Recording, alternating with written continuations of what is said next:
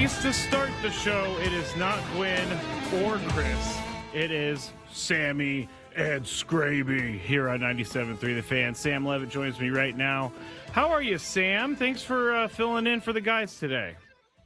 Absolutely, Matt Skraby. Good to talk to you. Always happy to join you for an edition of Sammy and Skraby for our wonderful San Diego listeners throughout Southern California. How are you, Matt Skraby? It's been a while. It has been a while. I'm doing great. I do have something I think we need to talk about before we get into the show that literally just happened about 3 minutes before we got into the show. Everybody knows I'm kind of a germaphobe, Sam. I don't like being around someone who's been sick or someone who's touched something weird or something like that. Not a fan of that. Last week or 2 weeks ago, Chris said he had an eye infection. And I was like, that's not cool to come into work with an eye infection, Chris. And then just leaving the studio, I'm not going to say who, but someone else in this building has an eye infection, which means that Chris brought the eye infection to work.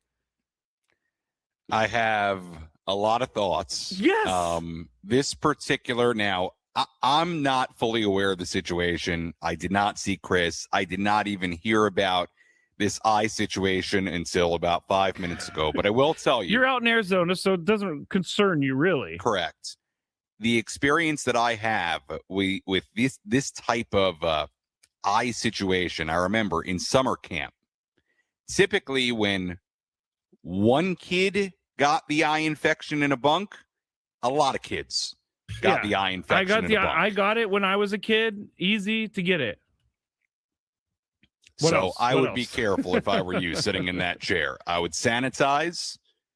I would wear gloves. I don't know. But I did when I came over to use the mouse. I used a tissue to move the mouse. You know what? I trust. Frank was sitting over here. I saw him in his process. Didn't know what he was doing, but he was using hand sanitizer a lot. So I'm cool with that. I wiped down the board a little bit, but the original culprit is the one who I told not to come to work with an eye infection. And I don't know how else to get my opinion across to Mr. Crisello, but we are trying to check in with him later, and so we may broach this subject later. All right. Well. Look, again, I want to be careful with what I say. I'm not fully aware of the situation. I don't want to throw anybody under the bus. I don't want to throw Chris under the bus. So all I know is that with this particular eye infection, it typically gets around from my experience. Oh, yeah. Yeah, I'm lucky. I fully expected to have an eye infection like 2 weeks ago when Chris came in, but I'm very good at cleaning my hands and things like that, so I'm not going to freak out too much. If the boss is listening, he can go ahead and text me, and I will tell you all of my feelings, Adam Klug. All right. We are, at least I am broadcasting live from the Bill House Studios. By the way, we mentioned Adam Klug, and we would be remiss if we didn't mention this. Adam Klug is a great boss. I have a great deal of respect for him. Handles a lot. He is. He cares about the work, about his people. I will sing the praises of Adam Klug for as long as I work under him. Yes. Now, the good thing about Adam Klug, and I have a unique experience, is that he, for the most part, kind of lets me work throughout the course of spring training, throughout the course of a season. I know from talking to Stephen Woods, to you, to others, he can be on you guys. But with me in particular, he really leaves me be for the most part. I mean, you know what you're doing. I do. I will tell you, he reminded me and you, I think, a combined 20 plus times about the schedule for today and tomorrow, where I would be filling in for some amount of time. I got emails. I got texts. I got phone calls. I got telegrams. I got messages at the complex. You got carrier I got pigeons. Everything.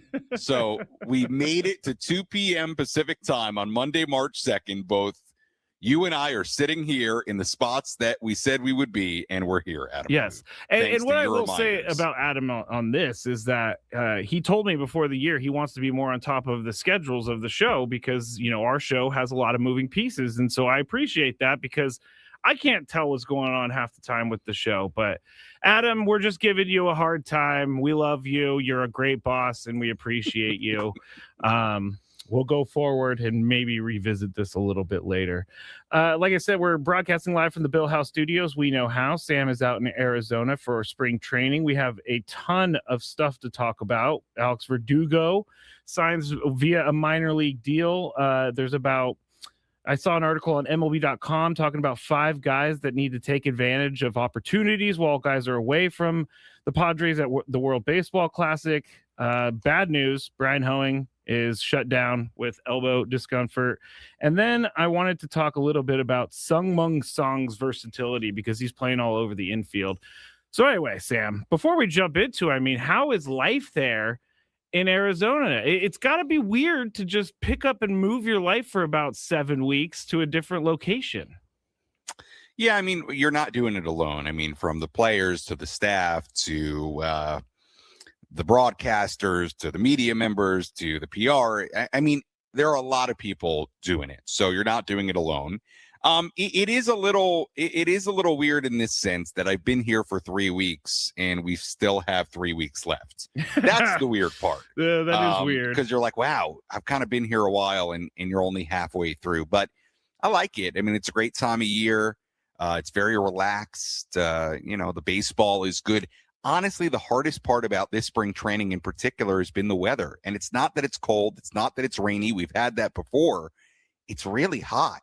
I mean, it's been 90-something degrees, it feels like, for the last week. It is really hot. So it's kind of taken a lot out of you, and it's the dry heat. The sun here in Arizona, I've said it many times, it's different than Southern California. It's very intense. I put a hat on around 11 a.m. every day to protect my face. Everybody think about 11 a.m. and Sam putting a hat on because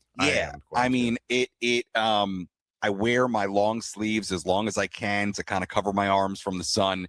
Yeah, honestly, the heat is, to me, been the hardest part because it just takes it out of you the whole day. It really, really does. So it's supposed to cool down, I think, a little bit starting tomorrow. And then I think it's going to get back down to the 70s in a few days. So I'm going to welcome that. But it's been great. I mean, it's been a good spring. It's been a fun spring. Thankfully for the Padres, it's been mostly good things and news. They've had some injury stuff pop up, but nothing major. Knock on wood, that continues to be the case. But it's been good. I had my mom and my brother out here this weekend, so that was nice. Broke it up a little bit, but overall, spring training has been a good time. All right, the pleasantries are out of the way. Now we can get into the meat and potatoes. Today, though, the Padres playing the A's are not faring very well. Michael King gave up 4 runs. It's over. It's over. Season's over. Year's After over. Michael King's dominant first start of spring, he comes back, gives up 4 runs. Now, there is an interesting rule, Sam, that they had to take into account here. They can remove a starter from the game and then put him back in the next inning. So they had to do that with him. What is that for? He can't get out of trouble, or? Well, they don't want to. Yeah, I mean, we see it pretty frequently when a guy is struggling in an inning, and more particularly, he's thrown a lot of pitches in an inning. They don't want to turn it into a spot where you have somebody like Michael King out there throwing, 35, 40 pitches in an inning. That's true. Number one, you don't want him to do that for his own health this early in the year. And the other thing, too, remember, you want him to be able to get the up downs. You want him to be able to sit down, go back out, and have that feeling of sitting down after an inning and coming back out. That's part of the buildup in spring training. So frequently, if there are a lot of pitches thrown in an inning and there's nobody out, there's one out, there's 2 outs, they start getting a minor league guy warmed up, and he will come in, finish the inning, and then the starter or whomever will go back out and get put back in. So yes, it is a rule in baseball that only exists during the exhibition spring training games, but fairly frequent, honestly. Sometimes it could be that a guy has just had a long inning and long at bats, and he may not have even given up a run yet, but pretty standard. And I would not worry too much about the results today for Michael King. Got hit a little bit, gave up some runs, but you know what? You're not too bothered by it here on March 2nd. Before we get into like Alex Verdugo and some of the bench guys, I want to talk about the 40-man roster. Now, is it to me, it's like if you're on the 40-man roster, you already have a leg up on certain guys because they are Sure. not on the 40-man roster. So those guys include Miguel Andujar, they're on it. Nick Castellanos, Bryce Johnson, Sungwon Song, Herman Marquez, Ty Adcock, and Griffin Canning. Is that telling us that these guys are probably going to be contributing at the big league level this year? Obviously, depending on performance, but it gives them an extra step towards being on the big league roster. Yeah, I mean, I think it tells you when you're on the 40-man this time of year that you've got a pretty good shot to contribute at some point. Obviously, every guy is not going to be on the opening day roster, but you do have, I suppose, a quote-unquote leg up when you're just on the 40-man because it means you can get called up to the 26-man whenever, rather than when you're not on the 40-man and you need to get put on in order for that to happen, let's say at some point in the season, and often that includes having to clear a spot on the 40-man for that player. So you can make the argument, let's take the bench, for example. You know, the way I view it right now with the bench, there's 1 or 2 spots available. And I say one or two. The 2 being if I'm assuming that Sungwon Song is not a lock, and 1 if he is a lock. And I think there's a pretty darn good chance he's going to be on this opening day roster. I really do. So I kind of look at it like it's 1 spot available as far as the bench. So yeah, when you talk about the conversation of who has a leg up, you know, can you say that Mason McCoy and Will Wagner have a leg up on, say, a Jose Miranda, Ty France, because some guys are on the 40-man, some aren't? You could say that. It's also pretty easy, you know, to, if you want, clear a spot to make room for another guy. And the same thing can be said about the outfielders. Can you make the argument that, Bryce Johnson, for example, is on the 40-man? He has a better chance of making it than another guy that's not in Major League camp. Yeah, I think it's very fair to say that. I'll also say this, just to kind of extend the question about the bench. One of the things I think is fascinating is I think you could really make an argument right now, if you wanted, that you could probably predict what the position player group's going to look like with the final 2 spots. Yeah. If you want to say Song is making the team, and I'll tell you, there's really a case to be made when you consider what the Padres have after the additions of Castellanos and Andujar and what Bryce Johnson actually did last year. Matt, you can really make a case that this guy should be on the team on opening day. Like right now, be able to say it. I don't think they'll say it, but you can make that argument for Bryce Johnson based on what they need and what he did last year. So, look, I think there's a pretty solid chance that I could tell you the final 2 spots are going to be Song and Johnson. Don't know that for sure. We'll see how it shakes out, and these things, you know, in a way tend to kind of work themselves out. But yeah, I mean, after the Castellanos move, you were and Song and Duhar earlier in the offseason, you were really, I think, looking at a scenario now where it's like maybe 1 spot as long as everybody stays healthy. Yeah, I mean, Bryce Johnson last year, I think people should remember that he hit over 300 in basically a fill-in type of role. So he was not obviously an everyday player. It's not easy to hit in those circumstances, and he could steal a base. He could play really good defense. So I don't mind having him on the team at all. Right. And here's the other thing that I think Bryce Johnson has an advantage with when it comes to that final spot or final 2 spots, however you want to say it. If not him, you know, put it this way. If you go with an infielder along with Song, if you go with an infielder for that final spot, then you're starting to ask yourself, well, who's kind of like the 4th outfielder on this team? Because, yeah, you could stick Castellanos in right field. It doesn't appear they're planning to do that because he hasn't played out there at all. Can he? Yeah, he can play out there. He can spell Fernando in right field, although I don't anticipate that's going to happen very often as long as Fernando's healthy. You know, Laureano in left, Merrill in center. Let's say you want to give Jackson Merrill a DH day. You don't really, unless you're going to shift Laureano to center, which you could do, I suppose, or shift Tatis to center, which I don't expect you would do. You don't really have like a 4th outfield type. Yeah, true. You don't have, you know, and Matt, you know this, things happen during the season. Oh, yeah. You know, a guy has a twinge and they may be out for a few days, but not on the IL, and they're still debating what they're going to do with him. You typically need like that fourth outfield type. And to me, Bryce Johnson is very clearly that. And he provides speed. He hit a little bit last year when he had opportunity. I just think he brings a lot in the way this is kind of shaping up. Yes, Andujar can play the outfield. Yes, Castellanos has played plenty of outfield in his career. But when you're looking for a true fourth outfield, solid defense, can run, can maybe hit a little bit type of guy, to me, Bryce Johnson like very much fits the bill right now. Not a lock. I'm not saying he's a lock, but I get it. I would almost be surprised if he's not on this roster, which, yeah, if you're assuming Song's going to be there, I might be able to tell you the group right now, the 13 position players. So we'll see. It's early, month to go, but that's kind of where we're at. As our esteemed boss, who's now on the chat, is reminding us that Bryce Johnson is also a switch hitter, which is very valuable. So that helps him out as well. Sung Song, his versatility, real quick before we go to break. He played first base, second base, and third base during his 9-year KBO career, but he's also going to be trying to play shortstop and left field per AJ Cassavell.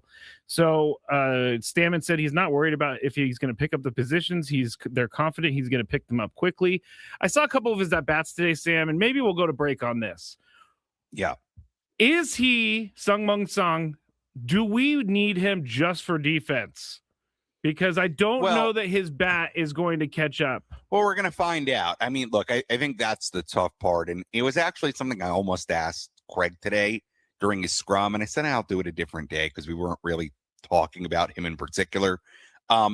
Look, the question with Song, I don't think the defense is going to be a question as far as the positions he's played. The infield spots where he's typically played in his career, he's probably going to be fine. Yeah. The outfield question is a good one. He's never played out there. It does sound like he's going to get some run out there. I think at some point here soon in the Cactus League games, you're going to see him out there, at least in some capacity to get his feet wet a little bit.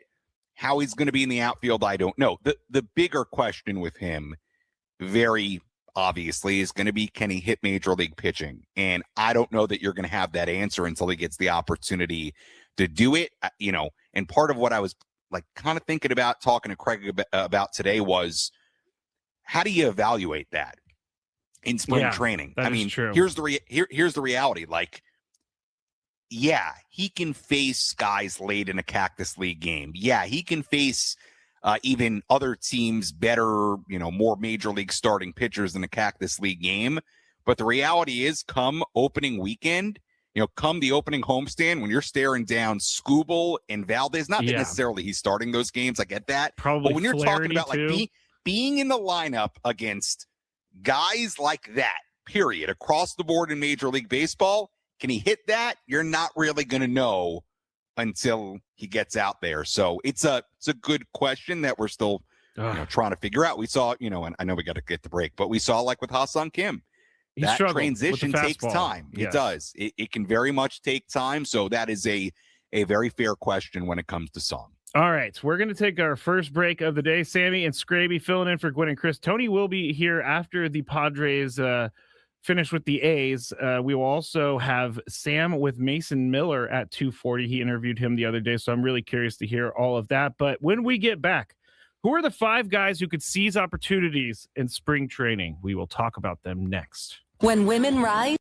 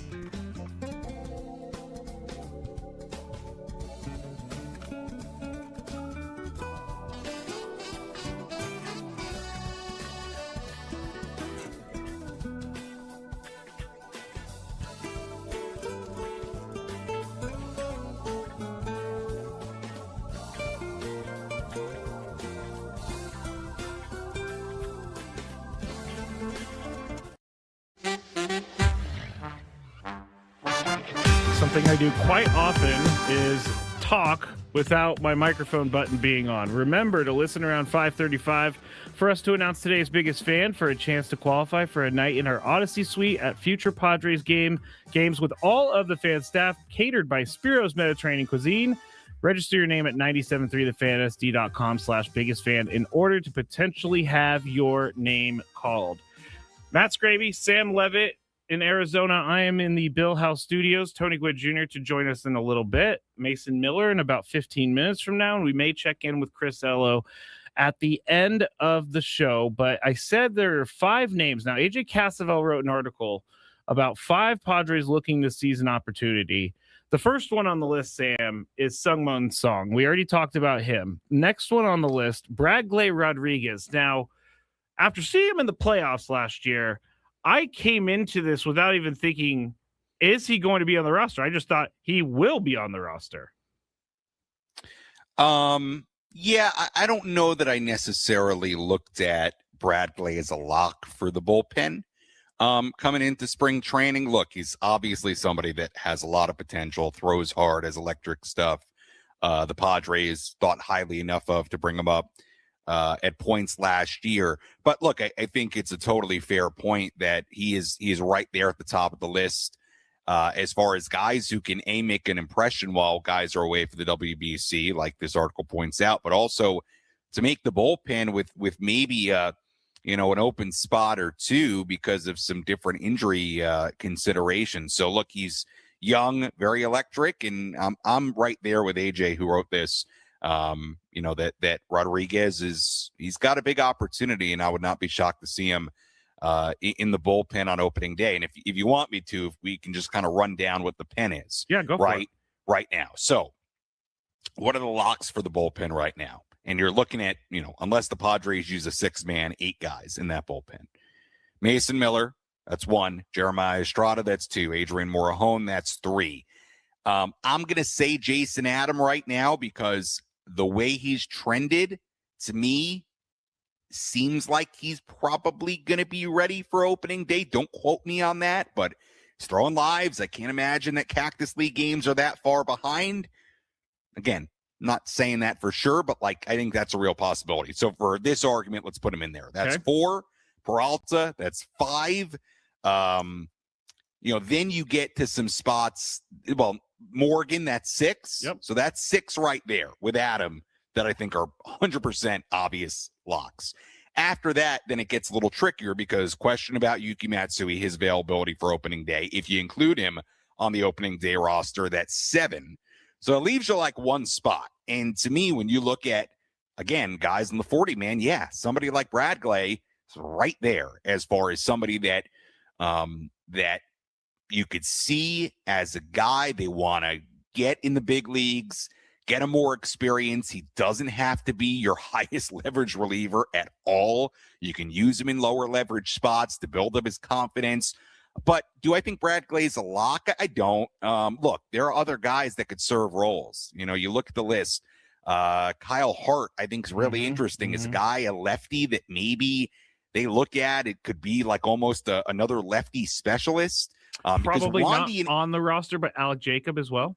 Yeah, right. Alec Jacob, Ron Marinaccio. Again, that's why I wouldn't put Bradley as it's going to be automatic because I do think there are other more veteran guys that could get that opportunity. And Bradley probably will be up at some point this year, but I don't know that that'll be necessarily opening day. They have options is the point. And you might be looking at a scenario where it's a battle for 1 spot for all those guys. Yeah. So, but they're interesting. To me, Kyle Hart is actually really interesting because he can do a lot of things. I understand the results were up and down last year, but he could start. He could be a long man. He also could be a lefty specialist for sure. And keep in mind, 2 guys in the bullpen are lefties in Morejon and Peralta, but neither of those guys are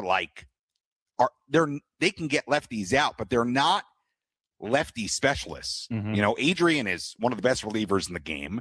Peralta's great against righties. So you still might need kind of that lefty specialist. And I kind of wonder if Kyle Hart could be that guy. I like Kyle Hart a lot, actually. And with Brian Hoeing being shut down for a little bit with elbow discomfort, I mean, Kyle Hart fits that long man role, as you said. Mm-hmm. I thought last year he pitched, Kyle Hart, that is, pitched way better out of the bullpen. His starts, I just don't think he has the stuff to make it through a start, but he definitely has the stuff to get through an inning. And I don't mind having him as a guy that can come off the bench. Yeah, one more point bench. about the bullpen. Like, what's interesting for opening day right now is this. You have a scenario potentially where you have one open spot, and you could also have a scenario on the opening day roster where you have 3 spots you got to fill, because if Yuki's not ready for opening day, that's one more spot open. And if Adam's not ready for opening day. So we'll see. That's going to be interesting to see how it comes into focus as we get towards the end of spring. I did see Kevin Acee reported that Yuki likely back for the regular season, but obviously obliques in that area is very tricky, and we have no idea. So we will update you on that as it goes along. A couple other guys from AJ Casavel's article. Nick Solak. Now, he, so far in spring training, hitting 357, 1 home run, but I guess he's 5 for 13. I'm not really sure Nick Solak being on this list and why he's on this list. Well, he's put up good numbers at AAA. He's a guy who can play multiple infield positions.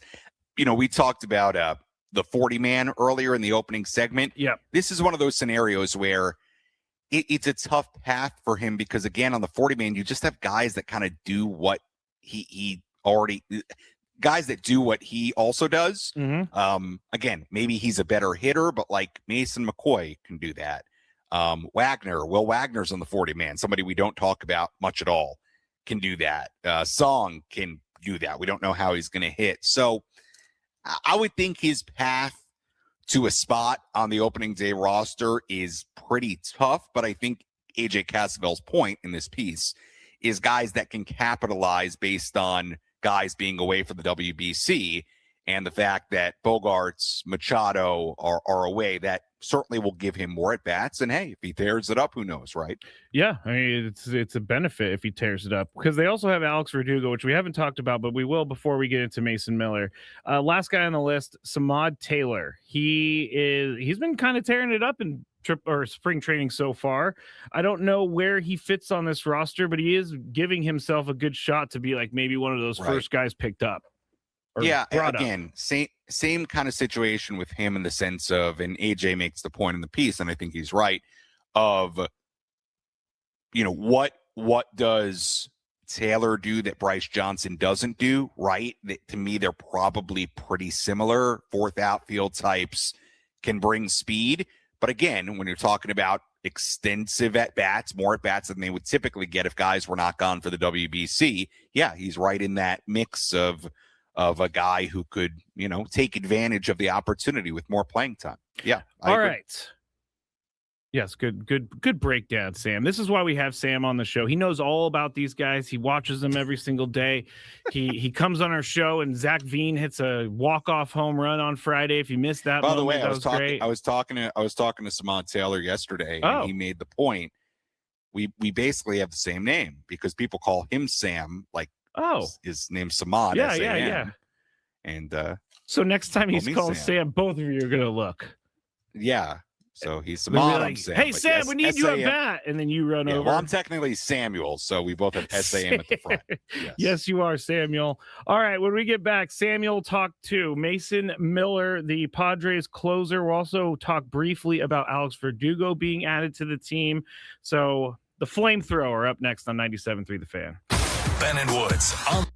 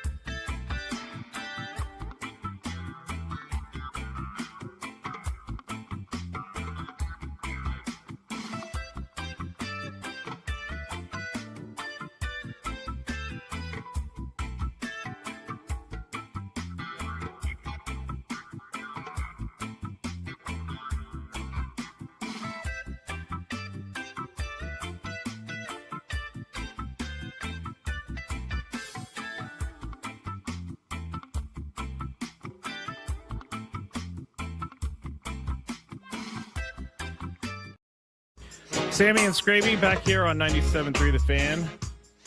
We're about to hear from Mason Miller. Now, last year after he got traded, he was nice enough, Sam, to stand in front of his locker and answer my dumb questions.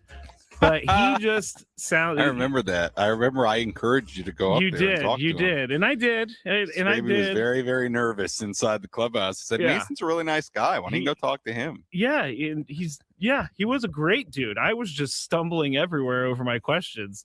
But Mason Miller, good dude. You talked with him at spring training. We're going to hear from him in just a second. But I have to remind you, all guests on 97.3 The Fan are brought to you by SDCCU. It's not big bank banking. It's better. Padres, bottom of the eighth. A's are leading 7-1. They have a guy on second with no outs. We'll keep you apprised of the situation because they have been coming back here, Sam, in spring training. So I appreciate these comeback kids. Never quit Pods. Those Cactus League warriors. They are Cactus League. I couldn't say cactus for a second. Cactus League warriors. All right, I'm going to rest up. I'm going to learn how to speak again. But in the meantime, everybody, listen to Sam Levitt interview Padres closer Mason Miller. Sam Levitt here at Padres spring training in Peoria, Arizona. Still the early days of spring, and right now I'm joined by Padres closer Mason Miller. Mason, appreciate you taking the time. How's spring going so far? Spring's going awesome, Sam. Appreciate the time. Good to sit here and spend some time with you. Absolutely. Let's talk about your off season. You spent it back in Pittsburgh, same area where you grew up. How was your off season? How was the winter? I hear a lot of snow, a lot of cold weather. Yes, yeah. Towards the end there was a lot of snow, a lot of chilly temperatures, but overall great off season. Nice to be home, be around the family, kick it up a little bit. We had an awesome time. Enjoyed the downtime. Excited to be back though. After the season, is it nice to get home, some familiarity and kind of a place that's maybe a little bit more low key for you than what the season's like? Yeah, nothing beats coming home to your house and sleeping in your bed at home and, just being nothing to do tomorrow. Just, take it one day at a time. That's kind of how we go about the season. But when you don't have a schedule each day, it's kind of nice to do what you want to do. I'm sure last season was a bit of a whirlwind for you. You spend most of it with the A's. You get traded at the deadline to San Diego, end up having just a tremendous run final 2 months of the season into the postseason, which we'll talk about. But now that you had the opportunity to sit with it over the winter, how do you reflect on what last season was? I wear it for golf, to the office. I wear it everywhere. Hey guys, this is Joe Kudla, founder of Viore, and I'm here today. Yeah, last season was a whirlwind, like you said. For me, for my wife, just getting moved in the middle of the season is never easy, but felt really fortunate to end up in a place like San Diego where, everybody welcomed us with open arms, super hospitable, made our lives super easy. So we're very fortunate for that. And then to be welcomed in and perform well on a great team going towards the playoffs. And, unfortunately, it didn't work out as well as we hoped, but it was a blessing to be a part of that group, and I felt great about the way we finished up. Right, and it was your first time pitching in a playoff race that late in the season into the postseason. How do you reflect on getting that opportunity, getting laid outs in those kinds of big games and situations? Yeah, that's what you prepare for. That's what you talk about in spring training, what you think about throughout the course of the season. So to actually be in that spot and have a chance to, go get those big outs and be put into situations where, the season kind of feels like it's on the line. Right.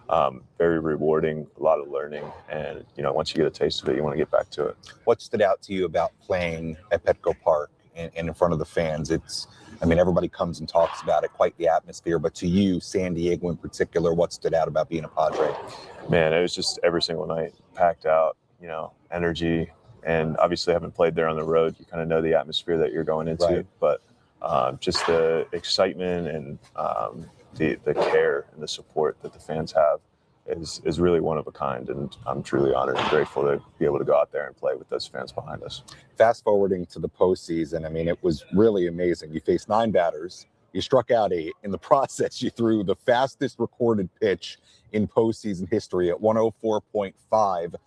What was that like for you pitching in the postseason for the first time in particular? The atmosphere was incredible. The stakes obviously are super high. So I feel like it elevates everybody's game. Everybody has that will to do well, want to do your part for your team. But that's all heightened in the playoffs. So finding a way to feel those feelings, feel that adrenaline, but also stay, within yourself and do the things that had gotten the team to that point. So I really cherish those moments. And like I said, just really excited to get back to it. Do you think it gives you a little extra juice having now had a taste of postseason baseball to try to get back there? Yeah, I think you wonder what it's like. Now you know what it's like. So there's a difference there. But, no game is the same. Each situation's a little bit different. So just finding that normalcy for yourself and what's going to help you perform at the highest level. As far as velocity, everybody knows you throw hard. I mentioned the pitch at 104.5 in the postseason. You think you got 105 in you, 106 in you? Why not? You don't put any limitations on yourself. That's the way I approach it. Every year we're just working, trying to get a little bit better. So we'll see where we end up this year. Yeah, we'll get to some of the fan questions in a second. There were a lot of questions about velocity, and we'll get to some of those. From your perspective, you've obviously had a tremendous start to your major league career. What you did late last season was just awesome for San Diego. Heading into the offseason, and I guess as you get ready to start 2026, where was there an area or what was the area where you looked at and said, I can still get better there? Yeah, 100%. As a competitor, you're always looking for ways to get better. Yeah. And the game is I say like a pendulum of like, you're going really good, and then, the pendulum kind of swings and people got you figured out. And that's how are you going to adjust? So, just continuing to stay consistent in my preparation and, how I respond to situations that don't necessarily go the way that I would like. Just shortening the stretches of bad and trying to ride out those stretches of good as long as you can. Do you feel like that's something earlier in your career that you struggled with more when things maybe didn't go your way of how you would react to them? Not necessarily, but I do think you look at the 2024 season, you look at the 2025 season for me, and, my numbers are very, very similar over the course of those 2 years. Ended the same number of punch outs, similar ERA, things like that. But I felt like the seasons were completely different, where I came out of the gates really hot in 24. And most of my struggles in 24 came towards the back half of the season. And I was self-aware enough to know that I want to be throwing my best bullets towards the end of the season, especially as we, even with the A's, had goals of making the playoffs. You go into each season, that's every team's goal. But kind of wanting to be able to be in a point where I didn't feel like I was sputtering to the finish line. And, to be able to finish like I did last year was super, super motivating for me, just because that was kind of a goal that I came into the season with. Now, if I can stretch that consistency out over the course of the full season, as opposed to having a tough month in May like I did last year, and I think that just takes my game to another level. A few other questions for you before we get to the social media fan questions. Team USA, you'll be heading out of here in about a week and a half or so, joining Team USA World Baseball Classic. What went into that decision to pitch for Team USA, and how much are you looking forward to that? Oh, it wasn't much of a decision. I really, as soon as I had the opportunity to, it was an easy yes, to be a part of a group like that. Going to play in an event that has picked up more and more steam, and I think is really growing in popularity, which I think is great for the game of baseball as a whole. Just to be able to be on that stage and be along those guys, I'm really honored to be there. You have some guys in that clubhouse that are playing on other teams. I think notably Fernando, Manny on the Dominican Republic team. You could face those guys in the later rounds. I know I've talked to people around here, like we can all see that late inning. Dentist approved way to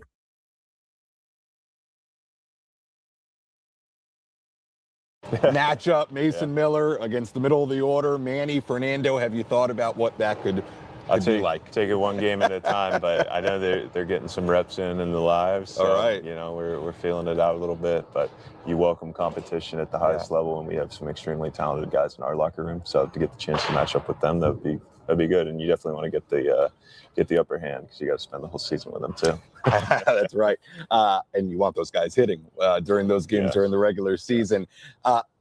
I asked you this during a scrum in the clubhouse a handful of days ago about the conversations. There were some rumblings during the early part of the offseason about maybe the Padres stretching you out into a starting pitcher. Ultimately, you guys came to the decision to keep you in the bullpen, where you've been so good and so dominant. But in a greater sense, is that something that you think you may be interested in one day at some point, going back to the rotation? Yeah, kind of like I said, just putting those limitations on yourself. I I view myself as a bullpen pitcher right now. That's where I've had my success. Yeah. You know, I won't limit myself to say that's what I'll be for my entire career, but right now, from an individual perspective and from a team perspective too, it makes the most sense. Yeah. And really, that's all we're here to do is how can we help the San Diego Padres achieve their goals and do what we want to do. So I think we were all in agreement on that. Yeah, and just so you know, I was with you. Watching this guy throw out of the bullpen, I was like, don't do a thing. Keep on doing what you're doing. You've been very, very vocal going back to your time with the A's, your journey with type 1 diabetes. You also have a guy in the clubhouse, Michael King, who is King of the Hill Foundation, focuses on delaying, preventing the onset of type 1 diabetes. You've become involved with that on the board of advisors. Why does that continue, and I'm sure in San Diego as well, continue to be such a big part of your off the field identity, making sure you're involved with those communities? Yeah, I think as a professional player, professional athlete in any sport, you know, you have a platform, and I think that it falls on your shoulders to do good with that platform. You know, I have a super unique situation that I'm able to connect with kids with type 1 diabetes, really anybody with type 1 diabetes. You know, we have that in common regardless of, you know, where they are in life. So just a real unique opportunity that I really cherish taking advantage of. Because it is important to me. I mean, I was diagnosed at 20 years old, but I remember looking up athletes that had type 1 diabetes. So I know that kids are doing that now, and I'm a name that pops up for them. So, you know, if I get a chance to meet with them, even talk with them for 10 minutes, you know, that is easy for me to do. That's not a challenge, but that might be something that impacts their life in a positive way. And I'm going to jump at that opportunity every chance I get. And we talked about it before, your type 1 diabetes diagnosis, treatment, it changed the trajectory of your life, your career, how you pitch. So you certainly, you continue to be so involved in those communities. All right, let's get to some of the fan questions I put out on social media. If you had a chance to ask Mason Miller a question, what would you ask him? So we'll run through some quick ones here. I think I know the answer to this because you grew up in Pittsburgh, but what team and players did you root for as a kid? Pittsburgh Pirates was my team. Andrew McCutchen was the star, and you know, still was for a long time too. But growing up, he was the man in Pittsburgh. So I'm a big Andrew McCutchen fan. All right, Pittsburgh Pirates. When did you first feel you had a real chance to play pro ball?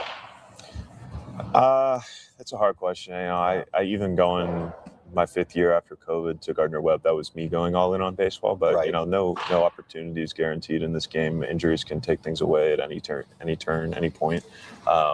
But yeah, going to Gardner-Webb was me going all in on baseball. So I think that was, you know, that's what I was pursuing. Right. And for those of you who don't know, Mason has a tremendous story, was not a Division I player, and then ultimately goes to Gardner-Webb, gets drafted, and here he is now, one of the best relievers in the game. I like this question a lot that we got on social media. Do you check the velocity of your fastball during the game? Sometimes. Yeah, it depends. So there's a lot of stadiums where it's almost unavoidable. It's behind home plate, or you know, you see it. But yeah, I catch myself giving it a peek sometimes too. You know, just kind of see where you're at, get a little gauge. You know? Yeah, gives you an idea of kind of like how it's coming out, maybe versus how you feel. Yeah, exactly. Interesting. A lot of questions about arm health and arm care, I think, from a lot of younger baseball players or parents of players. What does that look like for you as far as your arm care, I guess, outing by outing, after you pitch, on off days? What does that generally look like during the season? Yeah, I mean, your two primary areas to target are your shoulder and, you know, your forearm for me. Anytime I'm off the mound, I do some form of isometric shoulder work, isometric forearm work. You know, we have a great training staff here, so a lot of that program is done through them. But what's important to me, I think, is on those days that you're not pitching, still taking a chance to, you know, work on something, whether it's mobility, whether it's some extra strength, if you have a couple of days. You know, strength's the name of the game, and you know, you strengthen your arm by throwing a baseball. Your internal rotation strengthens every time you throw a ball. So it's about staying on top of external rotation. So that's not too skewed. Over the course of the season, you can see your internal strength get really high and your external get lower. So trying to balance that out in the middle is kind of been my strategy. Good insight there. You were only in San Diego a couple of months, but do you have a favorite food spot in San Diego so far? Any place stand out, even if you don't have a favorite necessarily yet? Yeah, we haven't had a whole lot of chance to go out. We went out, I think it was Gaslamp Breakfast Company. Okay, nice. That was a spot my wife and I liked for breakfast. But I think we only had like one true off day in San Diego after the deadline. So really didn't get a chance to check out a lot of spots. I'm open to suggestions for sure. Yeah, and you got to be careful when you go out because you're a tall guy, very recognizable. Fans might swarm you. By the way, that's why we had to sit down for this interview, because I knew if we stood up, it was going to be totally wacky. I was Oh. going to be looking up. I like this question, another baseball question to wrap it up. When you're in the bullpen, most important pregame prep, your pitch reps or your mindset? Mindset, 100%. I mean, I don't know how much fans get to really watch guys in the bullpen, but you see a lot of guys in the bullpen, it doesn't look great. But you care about how you feel once you get into the game and how you perform in the game. So, Right. if you're really critical in the bullpen, you're going to have a hard time going out there and performing. So, it's bullpens for getting loose, the game's for performance. All right, that was Sammy Lev with Mason Miller. And I got to say, for everyone out there, I learned a lesson, Sam, during this. I loaded the video and I played it through, and YouTube still throws ads in there. So I'm sorry to everyone who heard those weird. I'm sorry. It was not my fault. We gotta get our guy Adam Klug to pay. You know for what also YouTube is Premium. a problem? Is that I was signed in on my work email. Right. Now we could you know, have. I'm sure if you played it from the 97.3 account, like on the back end. that yes, could it would have been worked, too. fine. I should have done that, Sam. That's all right. People Yeah. can deal with It was just very funny that- There was a weird ad in there. I saw a lady's mouth and she's putting on It was a some dentist sort of, thing, and then there was Diori, and I'm like, wait a second, is this ad placement or what? Like Joe Kudla coming on the show? All right, good job, Sam, with Mason Miller. He just Thank seems you. like an awesome dude, and Yes. looking forward to seeing what he could do this year. All right, since Chris isn't here, we're gonna try a new game today. Sammy versus the fans. Give us a call, 833-288-0973. I'll explain on the other side, but it's a little bit different. So make sure you get in line right now.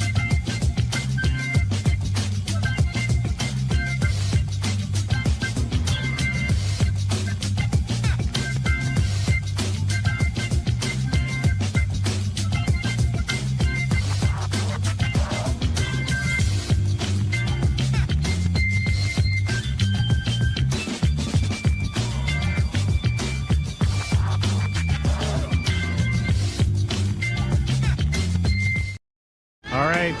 For just a little bit longer, it will be Sammy and Skraby. Tony Gwynn Jr. will head on over. I believe the Padres game, it's in the bottom of the ninth. The Padres are losing 7-2 to the A's. Michael King gave up 4 runs today, so not a great day for Michael King, but we're just going to keep on moving, Sam. We're just going to leave that in the rearview mirror, and everything's going to be fine with Michael King. Now, we are going to play a game, so we need some contestants.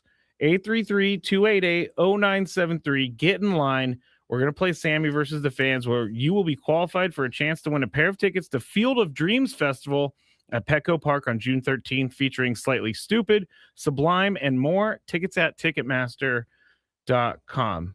Sam, you a big Slightly Stupid guy? Mm-hmm. Oh, really? Yeah, I love Slightly Stupid. Yeah. Yeah, OB. I'm an OB guy. Oh, that's right. Now, here's the thing about Slightly Stupid, about any of these like California reggae bands. I think that would be the kind of the genre or the grouping. Yeah. Here's what's in, like, Iration is probably my favorite. The interesting thing for me about all of this, I did not hear any of this until I got to San Diego. So I was finding out, let's say, about Iration songs that came out like 20 years ago, but they were new to me. So I would say to somebody like, "Hey, have you heard of this song before?" And be like, "Yeah, like I was a big song forever when I was in high ago." school. Yeah. And I'm like, "Oh, it's new to me." Yeah, I'm to trust. But yeah, me, trust me. Iration, Slightly Stupid, Pepper. Oh, I love Pepper. Yeah, I've been to what's the read you just did? Field of Dreams Festival. Oh, Back at Petco Park. Sublime, Slightly Stupid, and more. Right. Yeah, I went to a Slightly Stupid show at Petco Park. I want to say maybe 2023. Oh, And then I went to Iration at Gallagher Square last season at some point. I need to take advantage of these things just a little bit more. Yeah, get out there, Skraby. You got to live your life. I texted Sam last week or one of those days when he told me that he was going out and hanging out with his mom. I was like, you know what? You inspire me to get out of the house. And then I sat in the house all weekend. So Sam's a mover and a shaker. He likes to do things. He likes to get out there and do things. All right. We do have callers now, so we can move into the game. Sam, here's how it's going to work. I'm going to actually have to take you off of the board so that you cannot hear the caller. Okay? So it's just while the caller is going, I'm going to hit you off on the board. Will it help if I just walk away, take the headset off? Sure, yeah, you can take the headset off, but don't do it I'll just take yet. the headset off. In fact, people can on the stream can watch me. I'm going to keep an eye, though. You'll just I'm not ready yet. I'm not ready yet. Okay. For you to take off when the you're headset. when you're ready after I take my headset off, just like wave to me to come back to the computer. I will do that. But here's how it's going to go. I have a bunch of Padres questions from 2025. I thought it would be fun to test Sam's knowledge, test the listeners' knowledge, and I'm going to play the Jeopardy theme. It's 31 seconds long. You're going to try to get as many answers as you can. Okay. And so we'll go with and it's really easy. If you beat Sam in this, you're the winner. There's not much. So they're going to go first. They're going to go first. So I'm going to put you. Or let me get the caller on the line. This is what I'm going to do. This is what I'm going to do. You can take me off just to show the people out there that I can't hear. I'm going to take the headset off. Okay. I'm going to lower my camera here, and I'm going to go sit on the couch over there so people and I cannot hear. Watch. I'm taking the headset off. And then I just turned it off so Sam can't hear anything. I love this. So he's going to go and sit on the couch apparently while we do this. But let's get our contestant on the phone. Joey, are you there? I am here. Okay, Joey. Do you understand what you're being asked? I'm going to ask you questions, and you're just going to give me as many answers as you can, okay? Quantity, I mean, obviously correctness counts, but quantity also counts, all right? All right, I can say pass if I don't know. Correct. You could say pass if you don't know. So here we go. I'm going to give you the first question. Once I'm done asking the first question is when the timer starts. What player won a Platinum Glove Award for the Padres last season? Tatis Jr. What player won a Silver Slugger for the Padres last season? Manny Machado. How many games did the Padres win before their first loss to start the year? 4-13. Who hit the most home runs for the Padres last season? Let's go Sheets. Sheets. You know what? I'm going to give you an extra time because that was too quick. Sheets, what team did the Padres beat 21-0 last season? Oh, I don't know. Rockies? Rockies. What team did Manny Machado hit his 350th career home run against? I don't know. The Mets? Okay. 2 Padres pitchers tied for the most wins with 13. Name one of the 2. Let's go Dylan Cease and Pavetta. Okay. The Padres. All right. That is it. All right. We gave you a minute. So stay right there, Joey. I'm going to put you back on hold. Sam Levitt can start heading back over here. He's on his couch. He sees me. He's walking back over right now. So when he gets on here, we'll start the game. All right, Sam. You want to know what I did while that game was going on? What? Have you seen this video online of this kid who is like freaking out because they didn't get the right kind of hamburger? Did you see that? No, but I need to look it up. Is the kid throwing a fit? Yeah, it makes me.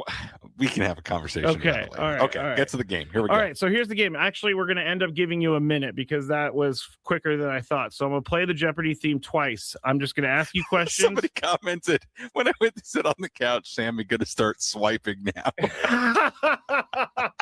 And they also don't want you to fall asleep because last time Tony fell asleep, he sat down on the couch.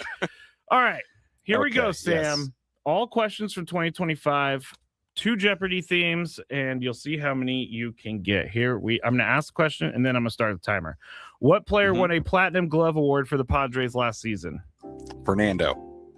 What player won a Silver Slugger for the Padres last season? Manny. How many games did the Padres win before their first loss to start the year? 7. Who hit the most home runs for the Padres last season? Manny. What team did the Padres beat 21-0 last year? Rockies. Okay, hold on. I'm gonna do another one. What? Wait, hold on. Oh, there it is. What team did Manny Machado hit his 350th homer against? Ooh, man. You can pass as well if you need to. Pass. Okay. 2 Padres pitchers tied for most wins with 13. Name one. Pavetta. The Padres won 10 games against 2 NL West opponents last season. Name one of the 2. Rockies. All right, and final one. Which Padres pitcher struck out the most hitters in 2025?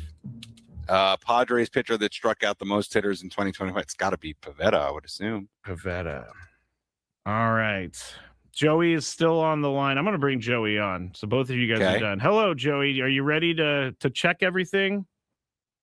Let's hear it. All right. So the first question, what player won a Platinum Award for the Padres last season? Both of you said Fernando Tatis Jr. Both of you were correct on that one. What player won a Silver Slugger for the Padres last season? Both of you said Manny Machado. Answer was it wasn't Manny Machado. Oh, it was. Okay. How many games did the Padres win before their first loss to start the year?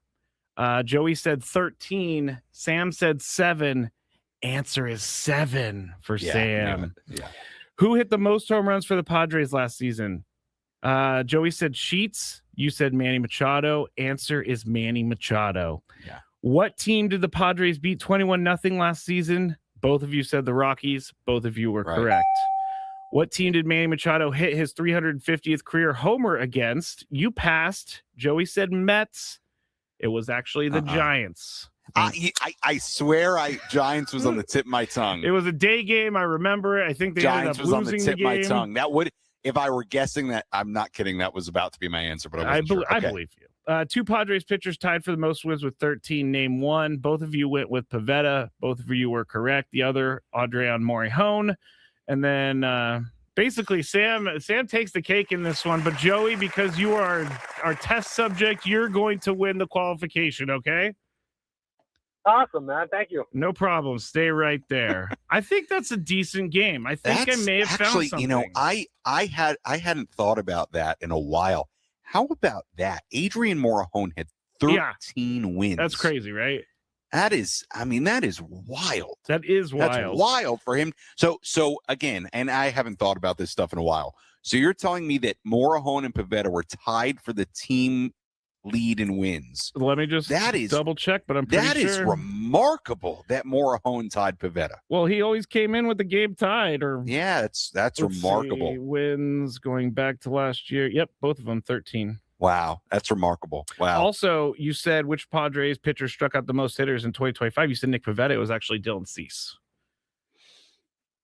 Here are 4 more, Sam. Oh, wow. You know what? That was silly. Wow. It's okay.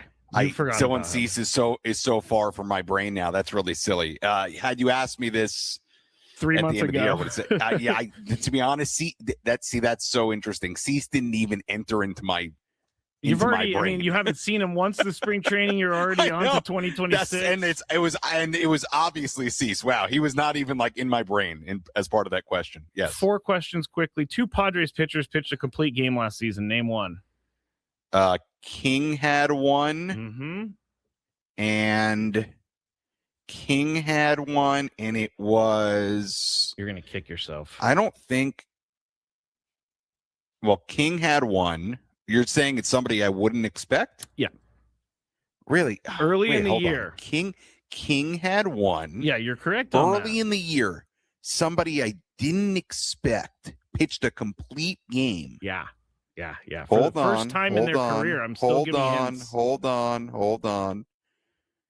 For the first time in their career, pitched a complete game. I'm going to give another hint in hint. the year. This person is no longer This is crazy. on the team. Why can't I remember this? Huh? This person is no longer on the team. Stephen Kolek. This. Oh, Stephen Kolek. Yeah, in that 21-0 game. It's so funny how that is funny. You would think that would be kind of etched in my brain, like doing post game after that. Yeah. No, I mean, you do so many post games. It was Colorado. It was. You do so many post games. That's I can't expect you to remember weird that that doesn't pop. That's so weird that doesn't pop right in my brain. Yeah, that's really. I will say though, like I don't know how I'd put it. That's like maybe a difference between like calling a game and doing post game. Like if you called the game, there's no way you're going to forget that. True. But I wonder, wow, that's really, I can't believe that I didn't think about that. Wow. It's okay. Wow. You know what? But again, it's like these guys aren't on the team anymore, so they're not top of mind. Maybe you don't need to explain to us. I think a lot of us are going through the Rolodex in our head of who did what now. All right, that was a decent game. Thank you, Sam. Thank you, Joey. I'll get you in the break. On the other side, we are going to talk about Alex Verdugo for at least 2 minutes and see what Sam has to say about that. But Mark Sanchez, did you forget about that whole situation? I haven't thought about it in a while. Me neither. Well, there's some news that we can update on Mark Sanchez. So stick around. Some hot topics on the other side. Alex Verdugo, Mark Sanchez, 97.3 The Fan. First, traffic. From the 8-5.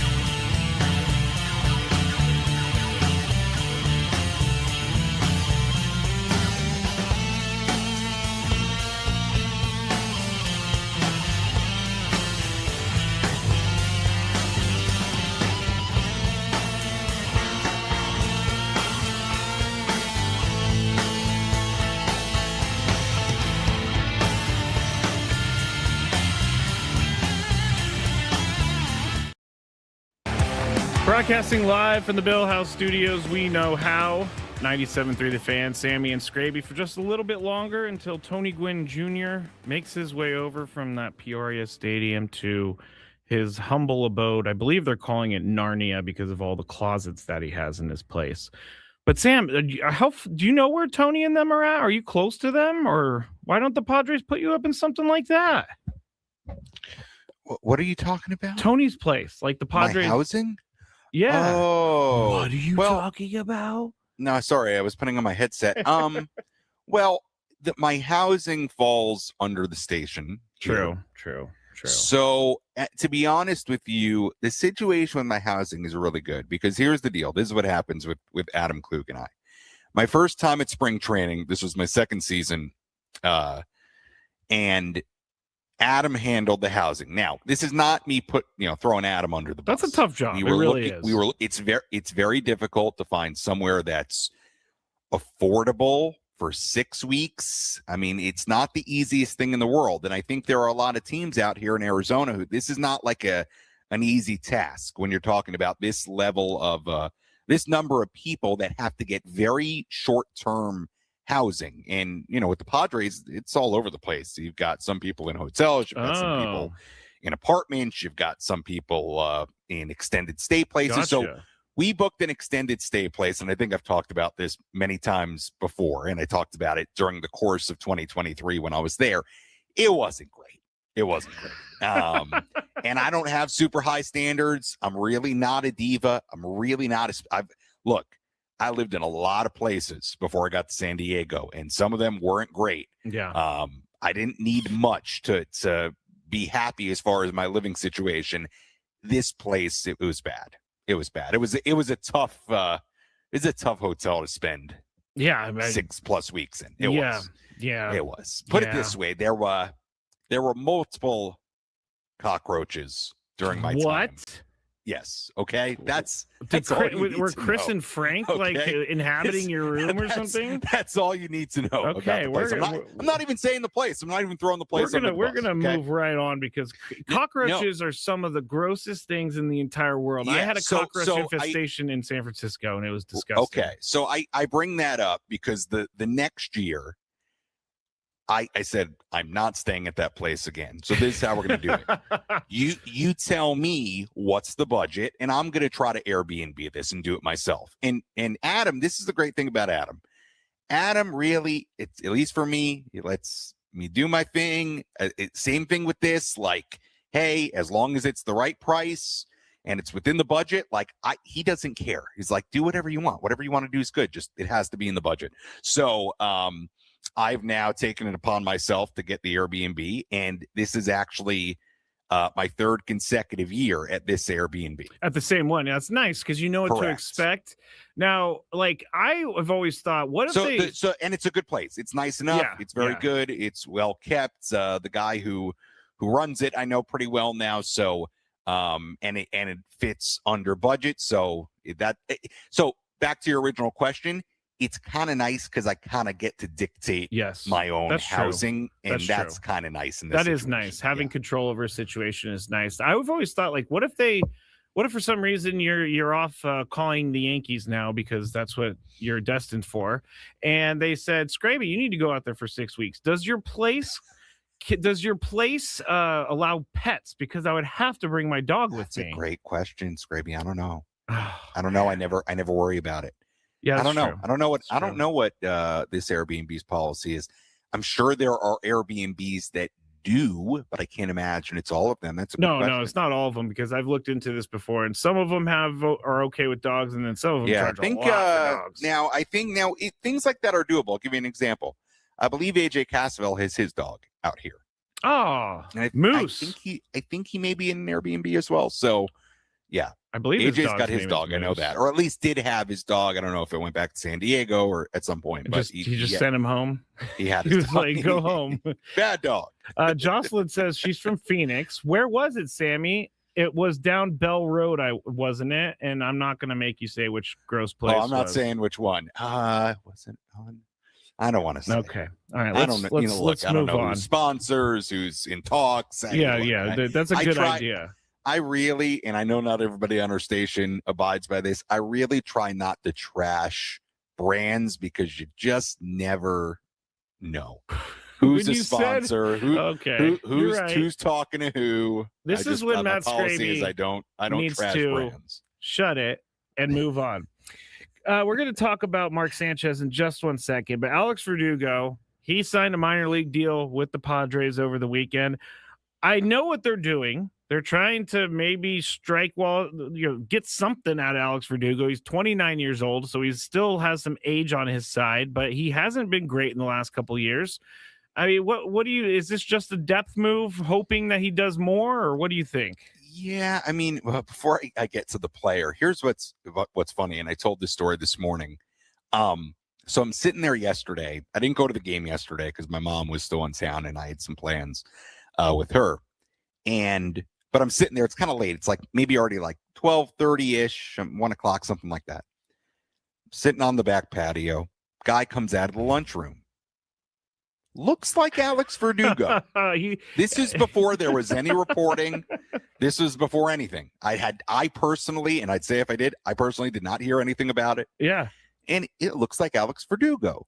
And he's noticeable. I'm looking too. at him. I'm like, and he's got the beard again. Okay. Post Yankees. Yeah. And I'm looking, I'm like, that looks like Alex Verdugo. But I'm like, it's not Alex Verdugo. Yeah, why is Alex Verdugo Since when? here? I'm like, why would he be here? So he walks by and he's walking out to the backfield. And I'm like, I think about it for like a minute. I'm like, looking, I'm like, that was weird. It must be a minor league coach or another minor leaguer that really looks like Verdugo. And then like 3 hours later, I see Kevin reporting, and I'm like, oh, it was Alex Verdugo. Man, nobody looks that much like Alex Verdugo who isn't Alex Verdugo. So I guess they weren't trying to keep that under wraps. Because... Yeah, look, Skraby, in a baseball sense, he struggled a lot the last couple of years. The numbers have not been good. He's also not in major league camp. I mean, he's been assigned to minor league camp. Now, that doesn't mean he won't get some at-bats in the Cactus League games. I would assume there's probably a good chance he will, especially with the guys out for the WBC. But I don't view it as like a significant move. I mean, he wasn't even invited to major league camp. So yeah, that does change things. To me, it sounds like if you signed a minor league deal in your minor league camp, like you'll be in the minor leagues in all likelihood to start the year. Yeah. Could you see him if he does some good things in the minor leagues? And does he provide, I don't know if depth is the word, but another option down there, and you give him an opportunity to maybe a lifeline to go do something? Yeah, I wouldn't make a huge deal out of it. I think maybe I'd make a bit of a bigger deal out of it if he were on a minor league deal and put a major league camp. And but they've got, again, we talked about the outfield options earlier. Guys like Bryce Johnson and Samad Taylor who are already here and doing some good things. Yeah, I don't view it as a major signing, but who knows? At some point in the year, I suppose you could see him. But it would seem to me, and again, I have very little info on it. I haven't talked to him. I haven't even talked to Craig Stammen or AJ Preller about it yet. I might at some point, but I would kind of assume that he's going to be in the minor league. It was noteworthy because his name carries noteworthiness. I mean, it's kind of going away, but there were a few years there where he was a pretty good player. I mean, Skraby, he was one of the key guys in the Mookie Betts deal. That's true. That went from LA to Boston. You have to be pretty good to be involved in that. At one time, I mean, that was a name that certainly carried a lot of weight. And, the interesting thing is, not so long ago, he was starting for the Yankees and somebody they were really relying on a good team. Yeah. So that's an interesting part of it. But you look at the last couple of years, and the numbers and the OPS have not been very good. So I don't know is the answer. That's fine. I would assume that he is going to be in the minors somewhere to start the year. I would imagine probably in El Paso. Maybe you see him at some point, but again, minor league deal without the invite to major league camp. Doesn't mean you won't see him in the Cactus League games, but you probably won't see him a ton. So interesting, but and I guess newsworthy because of the name, but otherwise, aside from that, I don't know that just, it's a huge deal. All right, quickly, Mark Sanchez, you might all remember in October 2025, he was stabbed by someone, and so that person, Perry Toll, is now they're going through like a lawsuit, and it's very confusing because the people for Mark Sanchez want to keep it a federal lawsuit, but Perry Toll wants to keep it a state lawsuit. Don't understand all of that, but what they're alleging is that, quote, they believe he was under the influence of one or more substances during the incident. From the court filing, quote, this is including but not limited to cocaine, marijuana, fentanyl, and alcohol. Plaintiff has cause to believe that one or more of these substances may have been consumed in one of Hughes's establishments, which caused or contributed to Sanchez's impairment and his subsequent negligent and or knowing conduct. So this is like the first real update that we had from this story. And they're saying that the Indiana-based Hughes Culinary is also a part of this because they believe that they overserved Mark Sanchez, which put him in the state that he was in. But this is a crazy story. Mark Sanchez seems to be doing okay now after being stabbed, but there is the truck driver who was being quote unquote attacked by Mark Sanchez has not been charged in any of this, but Mark Sanchez has been charged. So that's why he's going to have to go through some criminal stuff. But anyway, I wanted to bring that update because it's a very strange story. The video of him walking around downtown Indianapolis, very strange. He does, I can't say for sure, but he does look like he's under the influence. Looks like me on some of those videos when I used to be a drinker, hitting walls and things like that. But I don't know. There's no real breakdown, Sam, so you don't have to like come up with anything great about Mark Sanchez. Yeah, I mean, to be honest, I other than what you just said, I don't know a ton about the story. I mean, I remember when it happened. Obviously, he seemed to have thrown away what was a pretty good broadcasting gig. Yeah. I mean, I'm just looking at. I'm reading this article. Oh, St. Elmo State. I've been there actually. To St. Elmo's. Yeah, I don't have much on it. Okay. I gotta read this. Yeah, it's kind of honestly, I gotta read this story. Not until we get some more like court proceedings, and then we'll get some all I can say is I have been to St. Elmo's. Did they overserve steakhouse? No. Okay. No, but they had I know this is taking this thing in a different direction, but they had the shrimp cocktail, like it's supposed to be super spicy. Oh yeah. Yeah, it's supposed to be like really spicy. I don't know that I did I have it? Yeah, I think I did. I remember it was pretty spicy. Yeah. I was there because I went to the Big Ten championship. Northwestern was in it against Ohio State. That's why I was in Indianapolis. Oh, that is okay. Before we got dinner there. Yeah. All right. Well, Sam frequented a place that is now going to be infamous with Mark Sanchez terror on the streets of Indianapolis. That may have been a little bit too much. Terror on the streets of Indianapolis. Well, anyway, I've heard from Tony Gwynn Jr. He is going to be in place and ready to go by 4 p.m. So that means Sammy and Skraby for one more segment. And Sam, you were telling me you spoke with Garrett Hawkins, a guy who's trying to make the team, and you said they might be interesting for fans to hear about him. So we'll hear about Garrett Hawkins when we get back here. Sammy and Skraby filling in for Gwynn and Chris on 97.3 The Fan. Ben and Woods. Now, Craig Stammen joins us here, Padres' new manager. And Craig, listen, I've had the opportunity to play for two managers that were in their first year, Don Mattingly and the late Ryan Sandberg in Philadelphia. Both of them had their struggles. Even though these are the best of the best type of players, they had their struggles. Where do you see yourself in terms of your staff and leaning on your staff to kind of be able to help you in those first year kind of struggles that many managers deal with at some point? You're right. I'm going to lean on my staff a lot. And I remember having, small conversations with Bob Melvin about some of this stuff. And he was talking about some of the things he wished he knew when he was a first year manager. And this was way back when I wasn't even thinking about this. We were just kind of talking. And he's like, I wish that I wouldn't have tried to do everything myself. He said, I felt like I had to be involved in everything and I had to be a part of every decision.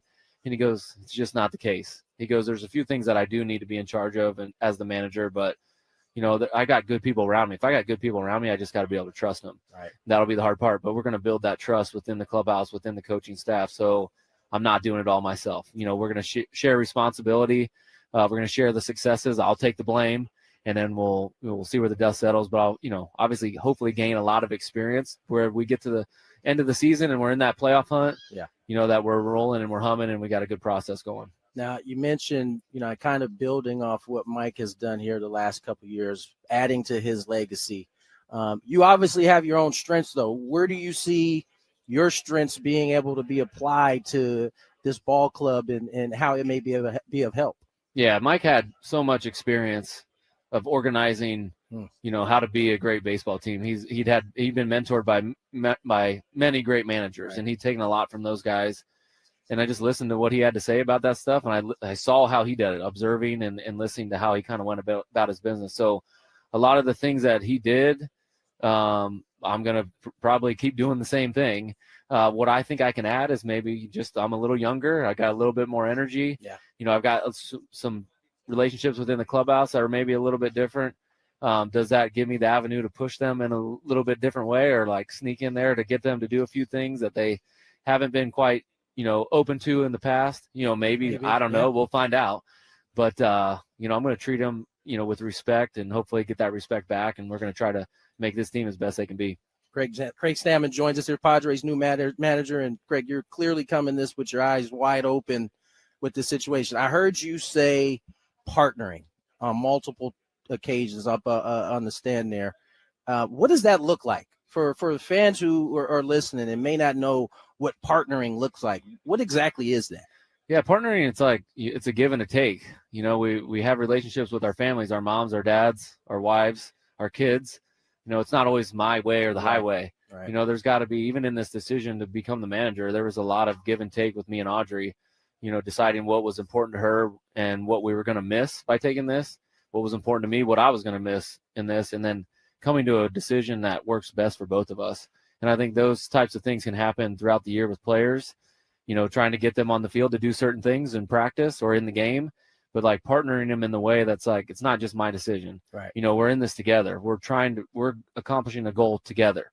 It's not my, championship that we're going to win. It's our championship. It's the Padres championship. It's AJ's, it's John's, it's Eric's, it's Manny's, it's Toddy's. Right. It's all of ours together. It's Ruben's. We share that success together. I'll handle the blame, and then we'll do this together. Last one, I'll let you get out of here. I know you got a busy day ahead of you. Mike Schilt did a terrific job of really shielding his players. He always was the man taking all the arrows coming at the ball club. But you also mentioned being able to push the guys. What does that look like? Because I think oftentimes fans hear, managers take the arrows and they're under the impression that there isn't any, pushing going on the backside of that. What does that look like sometimes? Yeah, I mean, we got great players. So, like, the amount of pushing I need to do is limited. Right. But we can give them new ideas on how to navigate a season. And Mike was so good at, like, handling the players and taking the arrows, like you said, in the media and throughout the season and pumping those guys up and making them feel great. But there's ways that, like, maybe they haven't been exposed to, and that's what we're going to challenge our staff to do, is come up with creative ways to keep Manny Machado, healthy for a Right. full season. Xander Bogaerts healthy for a full season as they get a little older in age, and can we have guys peaking at the right time and stuff like that? Just like open to new ideas and creative ideas, and the players will be partnering with that with the coaching staff to create something that we think will build us a championship team. Now, Craig Stammen joins us here, Padres' new manager, and Craig, listen, I've had the opportunity to play for two managers that were in their first year. Don Mattingly and the late Ryan Sandberg in Philadelphia. Both of them had their struggles. Even though these are the best of the best type of players, they had their struggles. If you love Mediterranean food, try Spiro's for authentic Mediterranean cuisine in Coronado or La Jolla for dining or takeout options. Visit spiroscuisine.com. Matt Skraby, Sam Levitt, for another 20 minutes or so. Tony Gwynn Jr. will I went join the show at 4. I went to a really good Mediterranean place in Goodyear. Oh, a couple days ago. Was it as good as Spiro's? Because I don't think so. No. Thank you, Sam. Thank you very much for saying that, because they're going to be. I enjoy my carrying a Spiros. bunch. I've had it at Petco Park a handful of times. Yeah, me too. I've even been to this. You know what's really good? They're fries. No, I'm going to be honest. I'll be honest. I have not been to Spiros outside Petco Park, but I've seen it, and I've been meaning to go to the one in Coronado. The one in Coronado is great. So- It's got a great view of the downtown area. Chris and I did a broadcast from there. Should have brought a tent Wow. because I didn't put on any sunscreen and my face was peeling for like 3 days after that. But I think Spiros is great. So go check out Spiros. Visit spiroscuisine.com. Now, one of the things that Sam does on a daily basis when we're all sleeping in our beds or getting ready for work, Sam is in the Major League clubhouse talking to players. And let me tell you something. It's not easy to talk to the same players all the time. So I appreciate Sam bringing us some different players. Garrett Hawkins, we'll hear from him in just a second, but you caught up with him.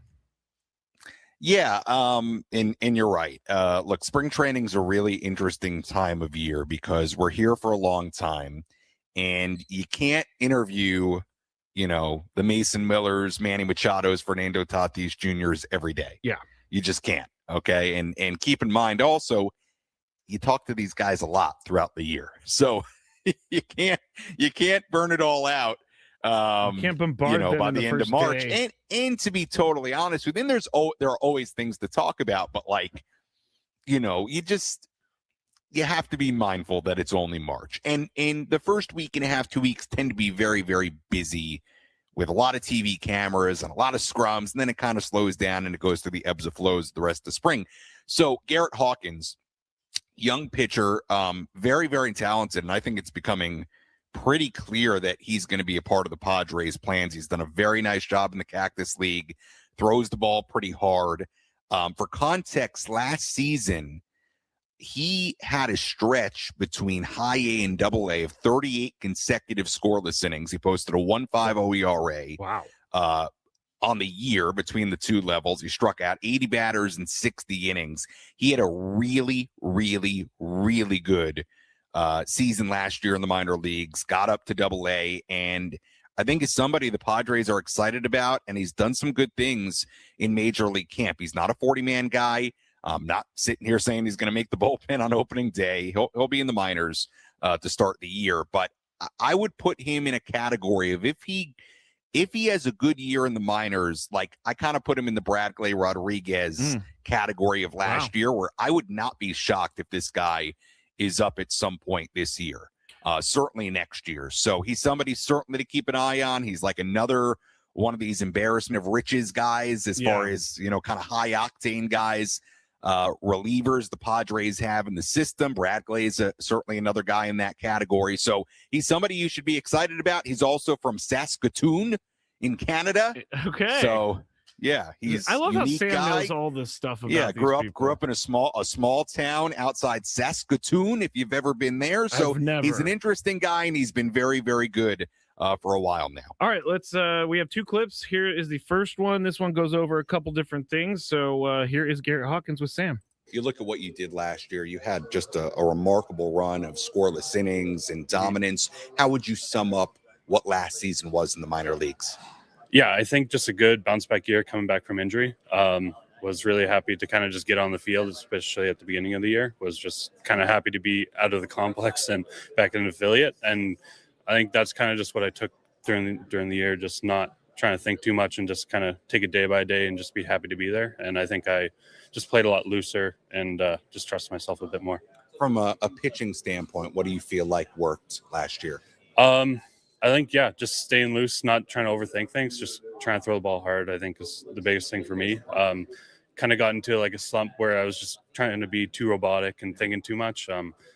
Just trying to feel kind of what's working and just, not overthinking. During the run, I mean, you didn't give up a run for almost 4 months. I mean, it really was a remarkable run in the minor leagues of dominance. What was that period like for you? Did you feel in a groove? Was it just a stretch where every ball bounced right? How would you sum up what that run was? Yeah, I think a bit of both. Definitely outings where, like, I don't know, knew I didn't really have my A stuff and just kind of worked out that way. but yeah, just kind of felt into a groove. Just trusted myself a bit, and yeah, defense behind me definitely helped me out. The auto, I remember Leo made a, it was just like a looper behind him, made a great catch to save the game. So stuff like that for sure happened. And yeah, just trying not to think too much and just throw the ball. After such a great season as you come into 2026, wherever you might start, what do you feel like the, I suppose, next level is for you? Where are you trying to get to this year, no matter what level you started and where you end? Yeah, I think just this kind of camp has helped a bit, just getting that kind of what it'll be like up there. I think that'll be the biggest step, just kind of seeing how I'll react to maybe, I don't know, getting a hit around a bit and the environment of Petco or wherever it might be. So yeah, that'll be the big step, and just that's what I'm kind of taking away from spring is just the kind of level of where everyone's at. Yeah. Do you feel like that's part of your development process, not just figuring out how to get guys out, but when you have a bad outing, how to bounce back from it, I suppose, both mentally and pitching wise? For sure. Yeah, that'll be the biggest part, especially kind of last year was, I don't know, got into a groove and it was kind of maybe got too comfortable. But I think that'll be the biggest step is just kind of how I'll bounce back outing to outing and just the environment of it all. Like I mentioned at the start, this is your first big league camp.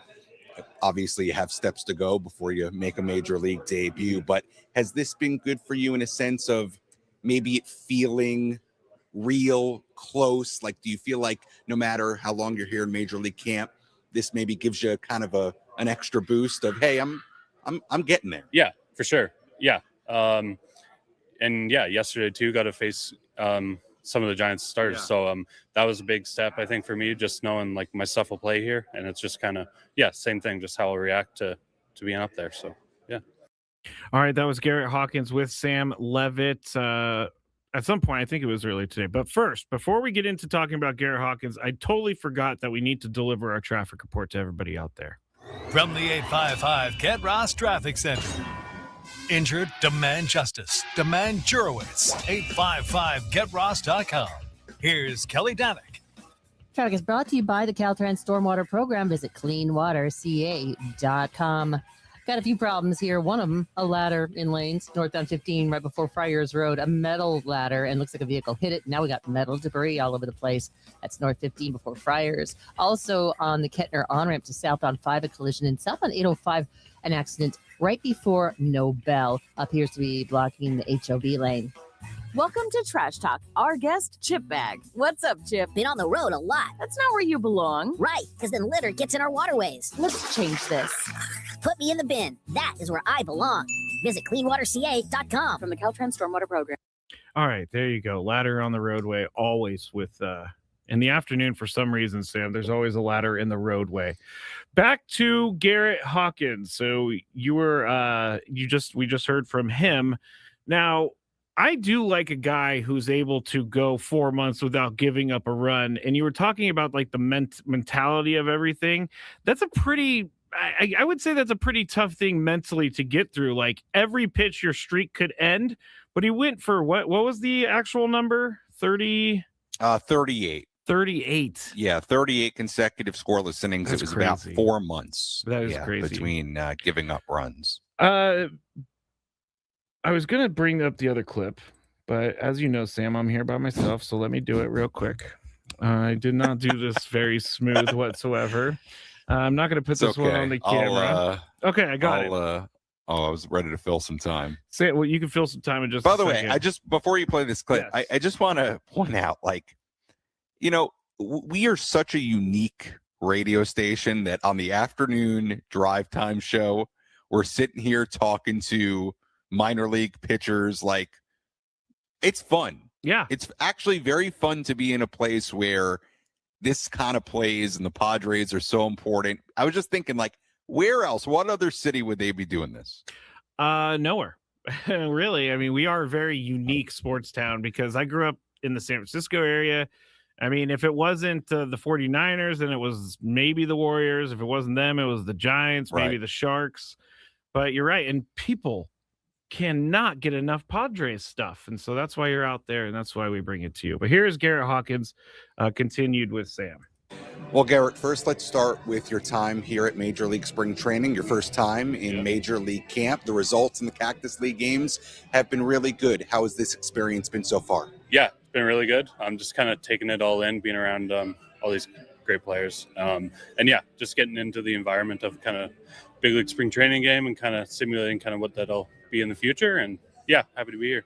You mentioned being around all these great players. This is an especially unique situation because this is a really good bullpen with some really good relievers. Yeah. What has it been like just being around this level of talent in this bullpen? Yeah, for sure. Kind of going back to like the Camp 44, just kind of seeing where everyone's at. And like, yeah, you kind of just want to step up your game to kind of be where they are. And yeah, great group to learn from. Yeah, have some of the best bullpen arms in the league. So yeah.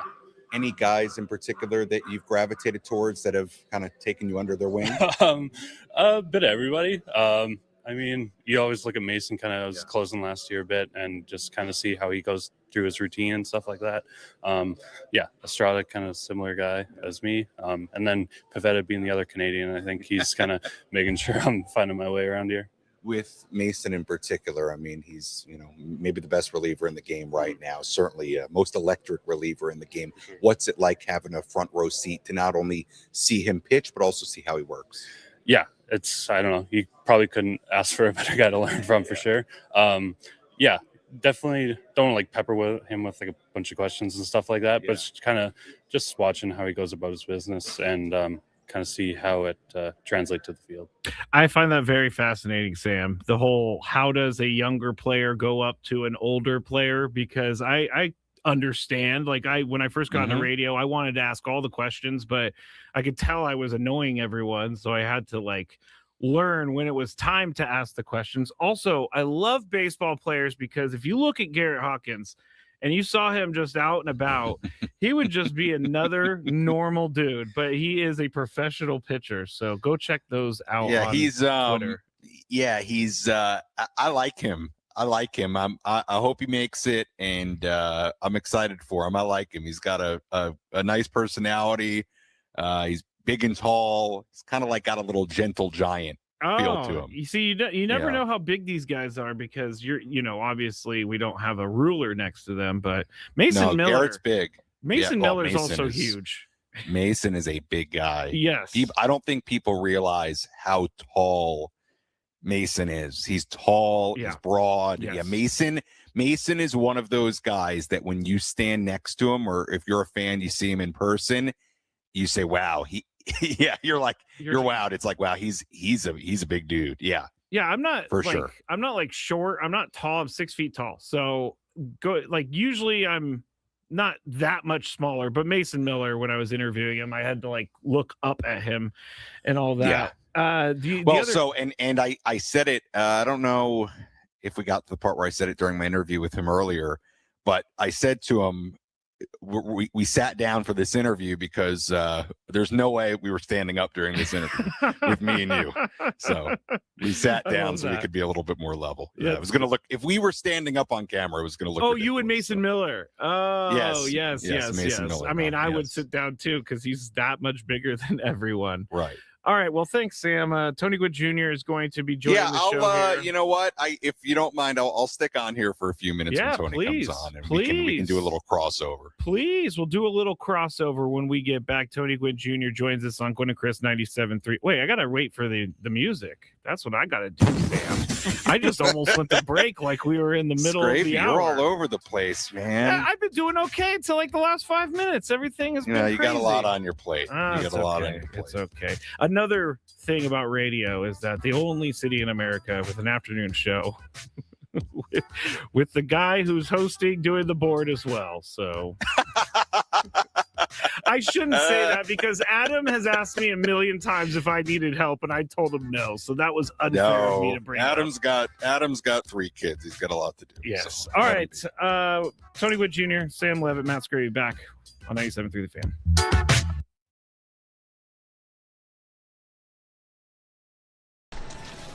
What are we doing, guys? I'm going to see the museum for the first time ever. It's going to be sweet. See my dad's plaque. See where Trevor's plaque is going to be. It's going to be pretty dope. Chris, I'm what going are to you go to the Hall of Fame for the second time because I went earlier today, but I'm going in to see Tony go into the Hall of Fame. So all the way straight and back left. Straight back left. Straight around that back wall. This one? Yeah. How you feeling, Tony? I don't know how I'm feeling right now, honestly. Excited? I'm definitely excited. Hello, Eric. How you doing? You good?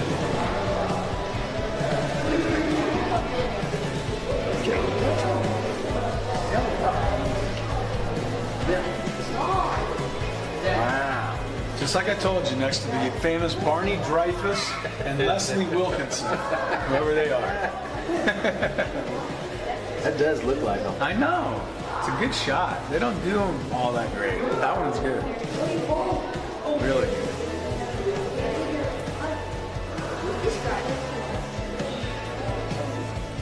I missed a year. 300.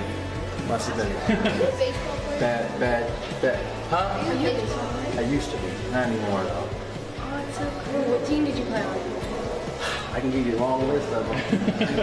Brewers, Padres, Dodgers, Phillies, Nationals. What position did you play? I played outfield. This was my dad.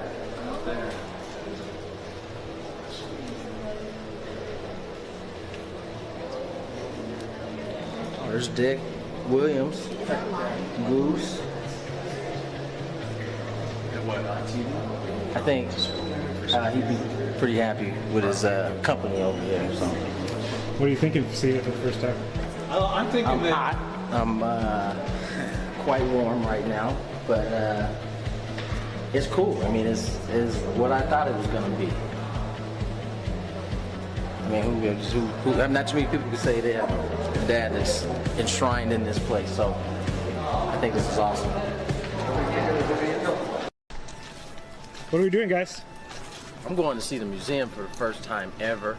It's going to be sweet. See my dad's plaque. See where Trevor's plaque is going to be. It's going to be pretty dope. Chris, I'm going to go to the Hall of Fame for the second time because I went earlier today, but I'm going in to see Tony go into the Hall of Fame. So all the way straight and back left. Straight back left. Straight around that back wall. This one? Yeah. How you feeling, Tony? I don't know how I'm feeling right now, honestly. Excited? I'm definitely excited. Hello, Eric. How you doing? You good?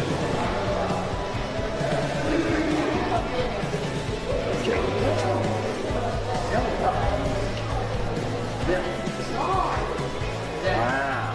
Just like I told you, next to the famous Barney Dreyfuss and Leslie Wilkinson, whoever they are. That does look like them. I know. It's a good shot. They don't do them all that great. That one's good. Really good.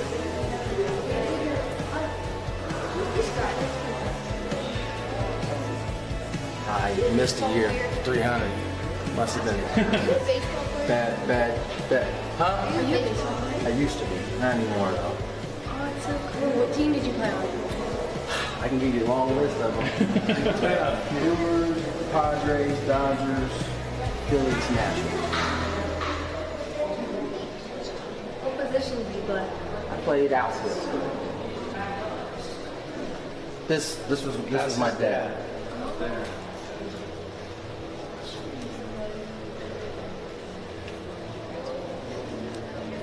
Oh, there's Dick Williams, Goose. I think he'd be pretty happy with his company over here. So. What are you thinking seeing it for the first time? I'm thinking I'm hot. I'm quite warm right now, but it's cool. I mean, it's what I thought it was going to be. I mean, who not too many people can say they have a dad that's enshrined in this place. So I think this is awesome. What are we doing, guys? I'm going to see the museum for the first time ever. It's going to be sweet. See my dad's plaque. see where Trevor's plaque is going to be. It's going to be pretty dope. Chris, I'm going to go to the Hall of Fame for the second time because I went earlier today, but I'm going in to see Tony go into the Hall of Fame. So all the way straight back left. Straight back left. Straight on that back wall. This one? Yeah. How you feeling, Tony? I don't know how I'm feeling right now, honestly. Excited? I'm definitely excited. Hello, Eric. How you doing? Pretty good.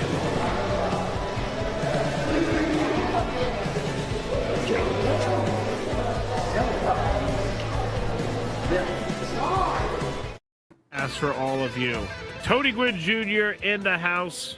Hello, Tony. How are you today?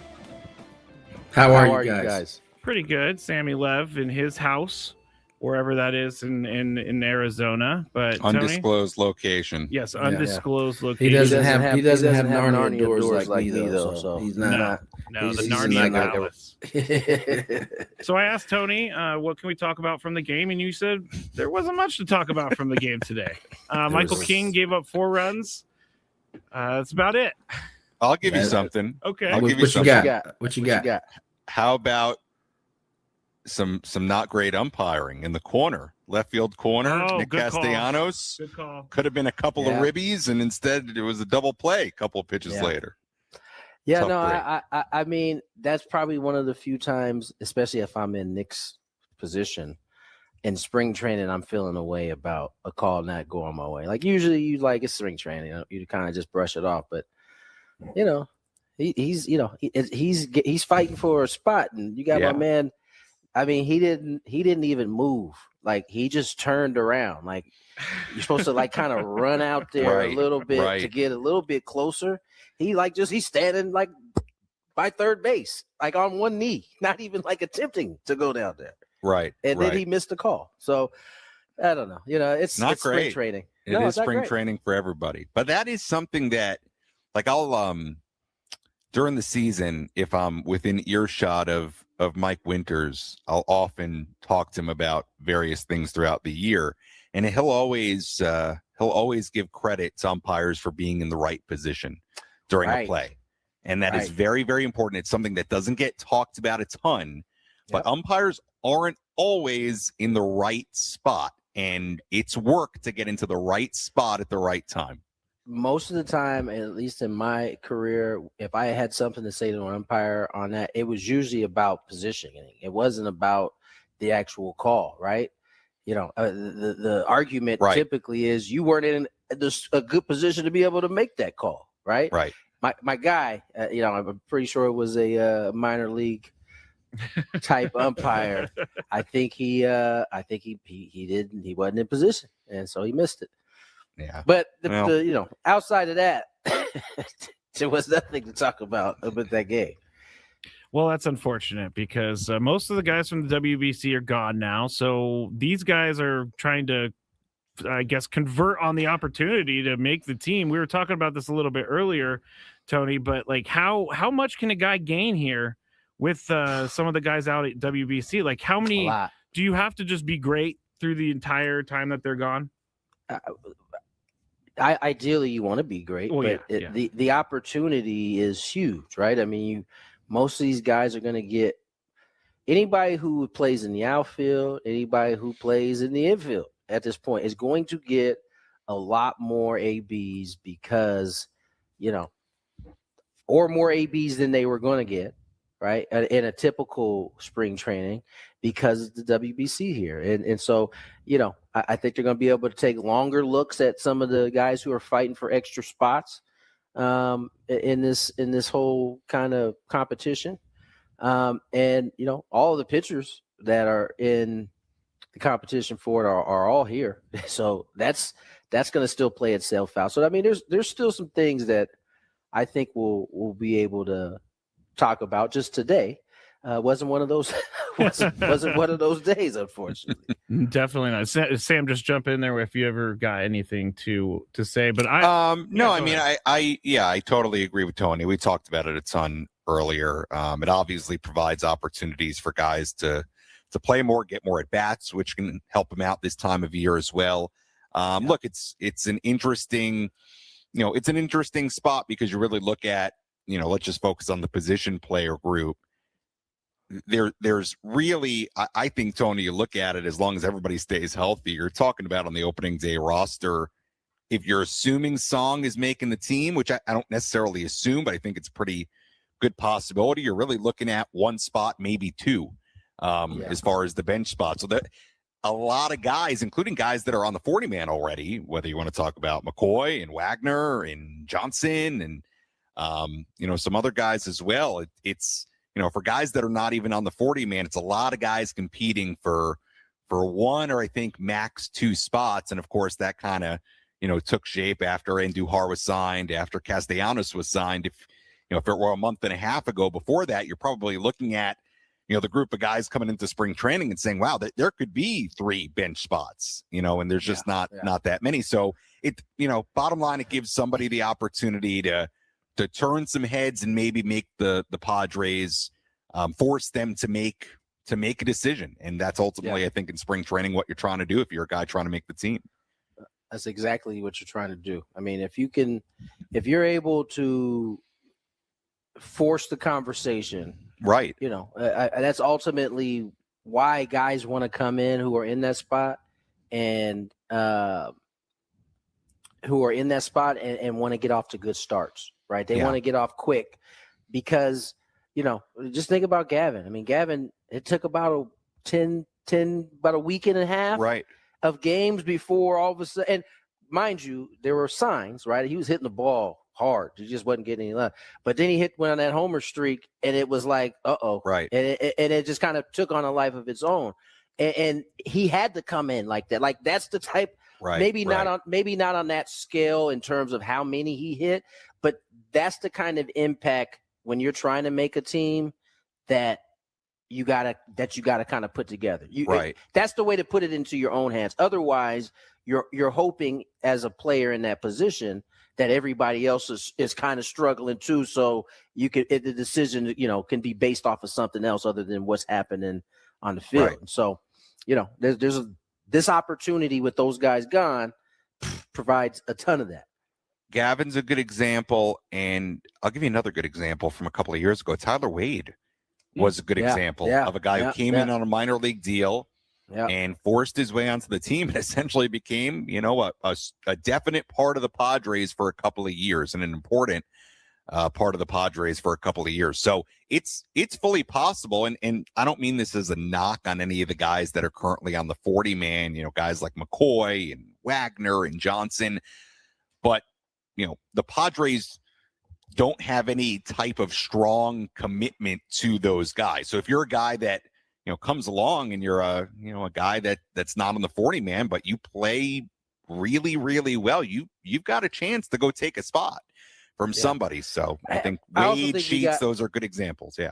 You kind of made me think about it a little bit as you brought up somebody like McCoy, right? Here's where I think sometimes we can kind of get lost in, the bat or the hot offensive guy. Mason's the only infielder that if someone got hurt and they had to go out and put somebody in there that could catch the ball and make the play, he's the only one that they really have. You know what I'm saying? So although his value with the bat isn't great necessarily, right? He's not there for that, right? And when Bogey got hurt late in the season, a couple years ago, he had to be the one that filled in. Now offensively, obviously he's not going to bring what Bogey is, but you were okay with putting him out there because he could defend. And so, we the bats are obviously what we lock in on, but that's why the decision becomes so tough because yes, Mason doesn't do those things with the bat, but he provides something that those other guys don't provide when you need outs. And, I think it's just a matter of what you're valuing more at that point. And let me get this in real quick, Sam, before you go, because I have to. It's required. Sam carried Levitt away. joins us live from spring training, courtesy of David P. Oh, how about Shapiro. that? David P. Shapiro, criminal defense attorneys, helping good people regain control of their future when charged with a crime since 2010. Visit davidpshapirolaw.com. By the way, that one day when Sam was like a NASCAR driver and just like holding up all the different David P. Shapiro merchandise that he had, I saw on their Instagram account they really loved that. I know they put posted that it. I up. got it right here. It's clean. It's ready to be used. It's ready to be used. There So it is, there you right go. there. All right, take it away, Sam. Yeah.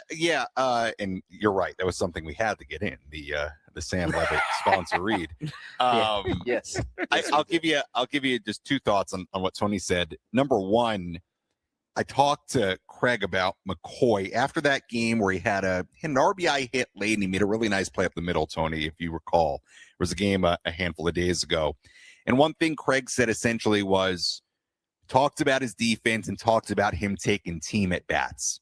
Right. And to your point, like that's a guy who, you're right, in a bench spot or in a spot start, or if somebody gets injured, yeah, you need that guy to be able to play good defense, give you some team at bats, quote unquote, quality at bats, hold his own. Again, he's an interesting guy, right? That doesn't get a lot of attention, especially this time of year, because we kind of know his name and we there's know all what this he's talk going to do.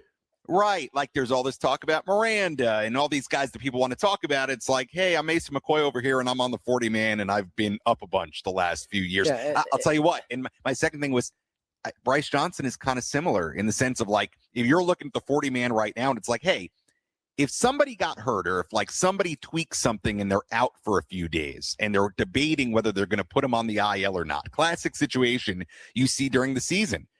On the 40 man right now, outfield wise, if that's a center fielder, really wherever, Bryce Johnson is that guy. Like clearly, Bryce is the name right? The name you're comfortable with, right? And I think what's interesting about the Bryce thing is that as you start to see some of the other outfielders, right? Jace Bowen has been impressive. A super duper athlete out there. Yeah, big guy. Samad Taylor has played well as well, and they all, and so like when you're making the roster, as Stam's going to have to do, as Ruben, as age, all of them are going to sit down. You start to ask yourself who brings more to the table, right? You know what you're getting out of Bryce, but you got these other, in terms of that particular spot in which you're asking, you got some other intriguing options out there too. So listen, we got a long way to go. Long way to go. Sure. Long For way sure. to go. I'll give you one more thing before I get off after this segment that I thought was funny today that you may have missed on the backfields. You remember Jackson Merrill was walking around with his Holy Sheets shirt with Gavin slamming into the left field fence. Well, today on the backfields, fans had their own shirts with that image and Holy Sheets. I'm allowed to say that, right? Yeah. You're allowed to say that. Good. Okay. Yes, kids, and Gavin, good sport, signed it for him. That was the highlight of the day from beyond the stadium, in my opinion. I wonder if Jackson will get a word now about this one. He even started a trend with the fans. They got him now. Well, he had another one on today. He had another one. He has more than one. Oh yeah, he had a different one on today. This was what do they call sheets? It has to do with milk. Dairy bonds, yeah. He had a dairy bond shirt on today. He did. So maybe that was a kind of love a guy, a peace offering. Yeah, I love a guy who's able to go up and sign a shirt that's making fun of him. Yeah, what was funny is the kids kind of innocently asked him, Do you like the shirts as he's signing them? he looks up like totally serious, but like kind of joking. Yeah. But he's like, I hate him. Of course he does. Why would he? It was funny, but he was a good I'd hate a sport. shirt that had me splatting on the wall too. Yeah, that would be. Yeah, that would be. It is fun. It's a good fun. He did say Gavin Sheets that he was lucky they had to get on a plane and go to San Francisco right after that game because no one was able to go out there and put like a chalk outline or something on the wall, like that. Yeah. We have a couple more minutes, but Sam, I wanted to bring this up before you leave. And now that we got Tony too, Do you guys know how to change your light bulb or your headlight in your car? No. No? Sam, no? No, and this came up, Tony, because mine has gone out. Yes. So Yeah, no. I got to take it somewhere around here to. No. Nope. You can do this yourself, Sam. I think this is another video for you. You love making Listen, videos. Don't try to shame us that into No. You're don't right. fall It would. for You're actually right, Skraby. It is a content, but it's kind of yeah. like. Yeah, but it's like kind of not a series. Well, it's like something that really needs to get fixed and done properly. All you do. So, This is ridiculous. I got to take. Like, it I don't actually know what kind of car Sam drives, but in your manual, you should be able to see the Listen to process this for this, guy. because I have changed all of my headlights and everything's been fine. Well, You change? Did you change? Do you just change the bulb? Is it like changing a just light change bulb? it. Basically, you just unclip it and then you clip the other one in, and then you put it back in its little spot and turn it. It does sound easy. It is really easy. But how do you take the cover off? How do you take the plastic off? Well, it depends on the car. My car, I had to go in through behind it, and some other if you Google, I gotta go. What do you mean behind it? Like open the hood and move some stuff around. Talk about something I'm never doing. All right, I'm taking it to the place. If you didn't ask those extra questions, he was just going to leave it. Like, you just pop it off and then it just unscrew the head. I will tell you, if you're telling me I can just literally from the front of the car pop off the plastic, you got to go take the YouTube bulb this. out, change the bulb, and pop the plastic back on, I'd give it a try. But if you're talking about opening the hood and stuff, then no. I think that's listen beyond to me. this Just go to guy, YouTube. Skraby over here. This guy thinks he's a handyman. Guess Stop. what? When I drove my Prius, I didn't want to pay for new shocks, so I put my own shocks in the Prius myself. Good for you. It took me a long time. Trust me, I didn't. The job got done, although I paid the price. You probably had wires hanging out of things. No, it wasn't like that. It was just like my car. It was hard to get the bolts off. I was like sweating like crazy. It was Sam. Don't listen to this fool. Go ahead, do what you. I will. I'm do what gonna you take need it to do. I'm gonna take it in. Everybody wants to know what car Sam drives, and that's why I didn't ask, because I don't think he wants everybody to know. I don't. Don't we have sponsors and stuff? I don't want. Yeah, we're not gonna say it. We're not gonna say it. Sam's always, I'm worried very about conscious of the sponsors. You should We be. got car sponsors. We should I be. don't want to ruffle any feathers. Car sponsors. Oh, sometimes you have to take out the car battery to get behind it, Sam. So good No, luck. I wouldn't do Good that. luck. All right, thank you, Sam. Though, in all seriousness, appreciate you filling in for the Absolutely, guys. my pleasure. You'll be back I'm tomorrow. back on tomorrow, right? Yes, you 2 p.m.? are. Okay. So I'll when talk we to get everybody back, tomorrow. we'll talk to Tony about what he Thank did you, over the Sam. weekend. You got it. And we still have the big 5 to go. Chris is supposedly going to check in too at some point. So Tony Gwynn He's Jr. scrambling. and Skraby next. From the 855 Get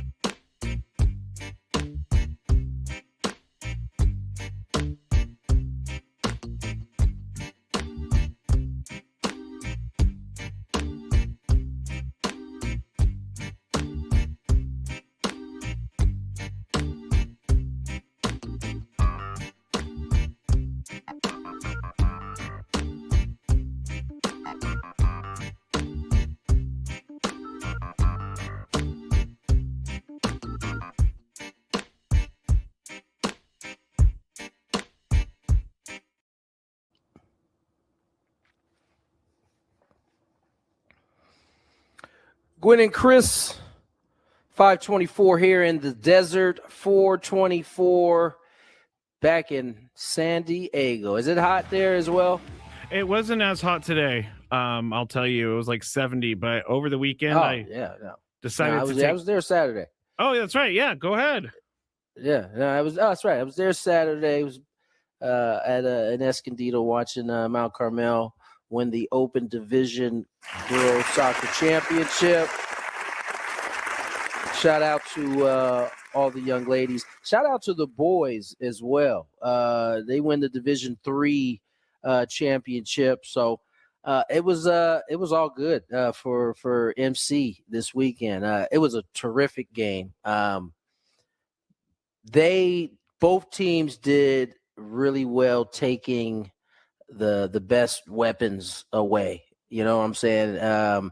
They had the player of the year, and I believe her name is Josie Willis. See, they were able to shut her down, and they did the same on our end.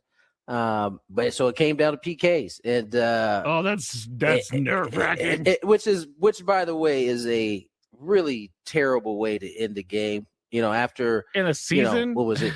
It was 80. No, it was 95 minutes of a game where these girls are like pouring it all out. Yeah. It has to be decided that way. But I guess if it's going to be decided that way, you want to end up on the right side of it. And we got out to a big lead. We were up like 2 goals. They closed the gap, and it just came down to the fifth round there. And we scored ours, and we blocked theirs. And, to see just people in general, I mean, it made it extra special because it was my daughters were involved, but just to see girls like that get to experience that. Like I remember high school sports very well even at this middle-aged years that I'm in right now. And I never got to that point, ever. And so to see them be able to celebrate like that was pretty cool. That is cool. I can't cool. imagine, I mean, losing at that, like you said, at that level in the season or late in the season, because I'm being real for a second. When I played my last football game in high school, it was a terrible feeling. It was like, man, I am never going to play this sport again. And that was my oldest daughter. She didn't play. She played the first game of the playoffs, and then she didn't play the next 2. And she was definitely afraid that, in that semifinal game when it all came to her kind of mind that, oh man, we could lose, and that's it. And I'm not even out there. To then be on the opposite side of that and like be able to experience in that way was pretty cool. So shout out to the MC boys, MC girls for winning the championship. San Marcos was, that was the best team in my opinion all year. But it's tough to beat a team 3 times in a season. They beat MC twice, and it finally went the other way. I'm very happy for your daughter. I'm very happy you got to come home for a weekend as well in the middle of spring training. Boy, but it was like I was saying, it was like 91 in the stands. At Escondido High, you got the old school bleachers. Oh yeah. So it was like an extra 6 degrees there. And I'm sure if it was that hot at the bleachers on that turf, and they got black turf in the end zone, so the goalkeepers, I'm sure, were nice and toasty. That sounds awful. and it's like the fake grass, right? Is that what turf? Turf, yeah, turf fake is turf, fake. Yeah. So it just reflects all of the heat right back up. Right. That's great. Right. That's great. I decided to take the dogs for a walk this weekend, thinking, oh, it's cold outside, and I wore sweatpants and a sweatshirt, and I had nothing under the sweatshirt. Do you not read a forecast? Do you not? No, see I do, but I thought it was there was early nothing enough. in the forecast. How early was this? 8 a.m. or like 8:30, and if it's going to get to 90, you got to think if it's going to get to 92, 93. Yeah, it's probably going to start pretty early, getting warm. I sweat my patootie off, and I was so mad at myself because I drenched my sweatshirt. Was this your way of trying to do the trash can thing that we used to have to do back in the day when we were trying to cut weight and stuff? What was the trash bag thing? Yeah. I mean, it could have been. I didn't really want to sweat as much as I did, but man, I do remember the trash bag. I don't know if that's allowed anymore, but it's probably not. It's definitely not. Tony and I played it the last years of all this stuff. I remember it being a power and some of the wrestlers would be in there cutting, and they would take off this thing and like be wringing it out. It was so wet. Yeah, no, it was crazy. That is gross. We lived in a wild west. Yes. Oh, Let's get to break. Yeah, that's gross. On the other side, Skraby's got a big 5 ready to roll. More Gwynn and Chris. Ben and Woods on the Fan.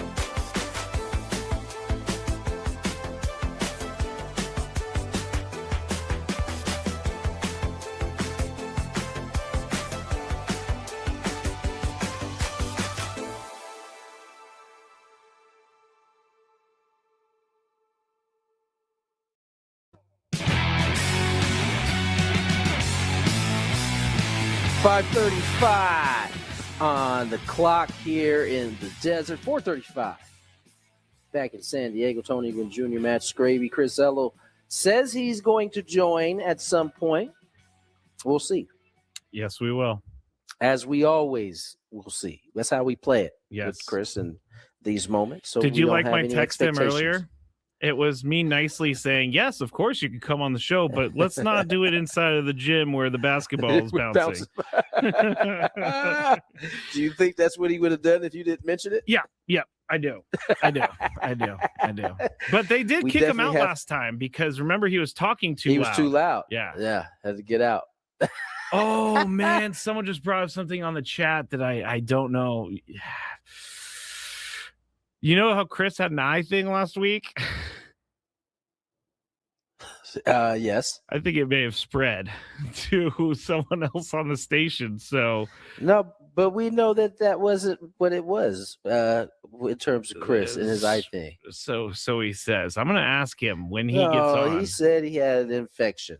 Well, someone else got it too. So no, not that kind of. Don't do Chris like that. He's not even here to defend himself. I mean, his eye juices just going everywhere, and oh my gosh, knock it off. You're saying I shouldn't bring this up to him? No, you can bring it up to him, but he already told us what it was. He might snap your head off though if you bring it up. Well, and don't be all sensitive if he does. Oh, I won't be sensitive. I'll just be like, I'm going to be over here washing my eyes out, Chris. Yeah, you probably would try to just keep poking him. Yeah, all right. See, anyway. This is why he goes at you like that. I get it. I deserve it most times. Come on. All right. You got a big five, dude? I do. Do we got traffic? Yes, we do. Let's check traffic. Get some big five. From the 855 Kent Ross Traffic Center. Injured? Demand justice. Demand Jurowitz. 855GetRoss.com. Here's Kelly Danick. Traffic is brought to you by San Diego Law Firm, fighting for your sexual harassment rights at SDLF.com. Plenty of stuff to keep you on your toes this afternoon, guys. Crash on eastbound 8 past Mission Gorge Road. Looks like that is over to the right shoulder. Also an accident on a Balboa on-ramp to South 15. Northbound 5 before 6th Avenue, stalled car in the center divide. North 5 Coastline before Delmar Heights Road, an accident blocking the HOV lane. Also, 2-car collision on East 56 past Carmel Country Road. It's over to the right shoulder. And northbound 15 near West Bernardo, accident blocking the 2 right lanes. Sometimes it's called a joke, a compliment, a hand that stays too long. If it's happening at work, you don't have to face it alone. San Diego Law Firm will help you fight against sexual harassment. Contact them at SDLF.com. That's SDLF.com. I'm Kelly Danick with Gwynn and Chris, San Diego's #1 sports station, 97.3 The Fan. It's that time of the show when we check on the latest in sports. Only the most important topics and questions are brought to light. Stop what you're doing and listen. These news stories will astound and amaze you. The one, the only. Oh my God, who the hell cares? The Big Five starts now on 97.3 The Fan. All right, I'm broadcasting live from the Bill House Studios. We know how. Tony is out in Arizona for Padres spring training, and we're going to start with the WBC question. But I don't know if you've seen this controversy, Tony, about Miami of Ohio. They're still undefeated, the basketball team. We talked to Jerry Palm last week. He says that their schedule is not great, so they have to win their conference tournament. Bruce Pearl just outright said that they're not good, basically, and I'll play that. And then the athletic director of Miami of Ohio has responded, and I don't know if I could take a guy seriously when he spells you with an actual U. You are an athletic director, so we will get to it on when we get there, okay? Now, WBC Power Rankings came out earlier today, Tony. Oh, my gosh, I didn't do this. Number 5. Are you laughing at the WBC Power Rankings? I know this is kind of ridiculous because there's only really like 3 or 4 really good teams. Brazil is number 20, if you're curious. But the Team Japan is number 1, followed by Team USA, then the Dominican Republic at 3. Japan is the defending champion, and they do have a stacked team. Tony, do you think any team in the WBC has a good chance to take down Japan? Let me ask it this way. Is it Japan's WBC to lose? No, I don't think it is. Okay. I don't think it's I think it's up in the air, honestly. I could see any one of those. Who was the fourth team? Venezuela? No, Venezuela was fourth, but third team was Dominican Republic. I could see any one of those first three winning it. I wouldn't be surprised if Venezuela won it. Like I could see that. Yeah. But this certainly isn't Japan's to lose, in my opinion. Okay. I mean, they do have a really good roster. I guess the pitchers are really good. Tell me about the roster. Who's on the roster? Yamamoto. We got Roki Sasaki. You got Shohei Ohtani. You got Shota Imanaga. And that's where I stop. That's where I stop. You keep talking about this brilliant staff, and those guys all are very good, obviously. Oh, would there be Murataki, who's on the White Sox? I don't know if he's playing in the WBC. Anyway, I'm going to stop on the slugger. Yeah, that guy. Why can't I remember his name right now? I don't know. I'm not going to try. So, all right. Well, Team USA has guys like Bobby Witt Jr., Cal Raleigh, Aaron Judge, Paul Skeens, Corbin Carroll. I think the USA has the best roster on the whole thing. I agree with that. I'm not saying that because I'm from the US. I'm just saying I think talent for talent. You know what? You've sold me. Team USA all the way. Team USA all the way. So glad I was able to sell you. Yeah. I mean, the power rankings, that has to be hard once you get past the first three. How about just not do the power rankings? Let's just let the tournament happen. Yeah, I guess that could also.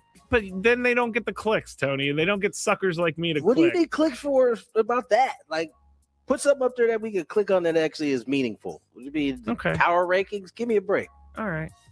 You're right. Number 4. They haven't played. We want quality, games since 2022. Or what is it? Every 4 years? It's every 3 years they play this? Every Yes, three. it's 2023. They haven't played a game. So how are you making power rankings? I don't know. You make great points over there. So I'll bring that up with the power rankings people. Now, this was not something I expected, but the Cardinals announced yesterday that they extended manager Ollie Marmol's contract for 2 years, taking it through the 2028 season. He's 39. You didn't expect it, huh? I did not. He was 39. He won 93 games the first year, won the division, got booted for the wild card, or from the they got swept in the wild card series, and then they went 71 and 91 in 2023, and in 2024 they had 83 wins, but last year they only won 78 games. So most of his seasons are very lackluster. Fans are not pleased with this move. I'm up first. Is Oliver Marmol the right guy for the Cardinals? No, he's not. He has not been good in the media. He's thrown players under the bus. He has who was it? It was William Contreras. I always get those guys confused, but they had a disagreement about things that were happening. They just haven't won, and part of that is the roster. Yeah, you got to have a good roster to win, but this is a team who had 15 straight winning seasons before they had a losing season, and now they're having more losing seasons than winning seasons. So he is not the right guy for the job. Tony?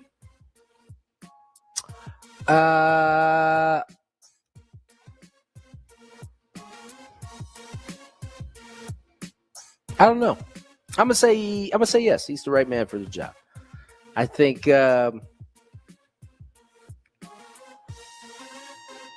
in a different direction. I think they have a new GM, and Yes, they do. And I believe it's Bloom, right? He's the yes. He's the GM, Kyle Bloom, and so I think he did a terrific job in terms of talent. You see all the talent that Boston has traded away since he left. That was all his guys. He got all those guys in there, right? Yeah. So yeah, I think that he's the guy, and I think those two will have a chance to kind of have a better working relationship. Not that Marmol didn't have Ollie didn't have a good relationship with the Blast team. I can't remember his name right now. It's some Ollie Mar. Oh wait, no, not Ollie Marmol. I'm talking about the GM that is now Moslak. Something like that. I think it's just I think they have some talent there, and I think if they can get some guys to pitch, they'll be all right. Okay. All right. Well, Tony is the baseball expert, so when Oliver Marmol gets fired, I started with I don't know. That is true. That absolves you of everything you're about to say. Number 3. I don't know if you saw this, Tony, but the Texans have acquired former Lions running back David Montgomery from the Lions, but it's not the trade package that's surrounded with rumors. It's how it all went down. Apparently, ESPN's Jeremy Fowler, who's a pretty trustworthy reporter, wrote in an ESPN article this one sentence in an entire article. Quote, and at running back, the Lions' David Montgomery wants out, has a reasonable contract, and is 28. End quote. That is the sentence, and everybody ran with it. Montgomery actually had to deny this himself on Twitter, and then he was traded. So the rumors come out. Montgomery is gone. Tony, do you believe there was something there?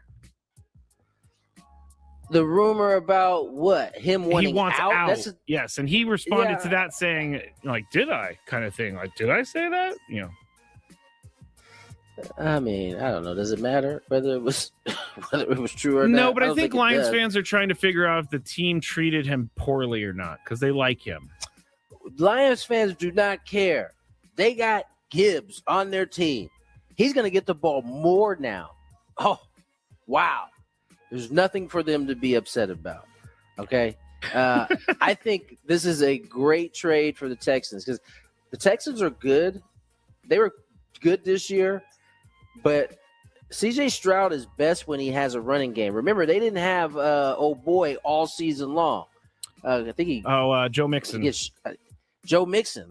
Did he get shot? There was something going. Some weirdness happened. Yeah, I don't him, remember, right? but I don't believe it was getting shot. But 2 49ers have been shot, so you could be right. Who knows? I can't remember, but I know that there was something weird going on with him. But either way, he was so good for them the year that CJ Stroud had his best season. And it seems like when he hasn't been around, including parts of last season, Stroud hasn't played as well. So maybe the thought is David Montgomery has been very productive.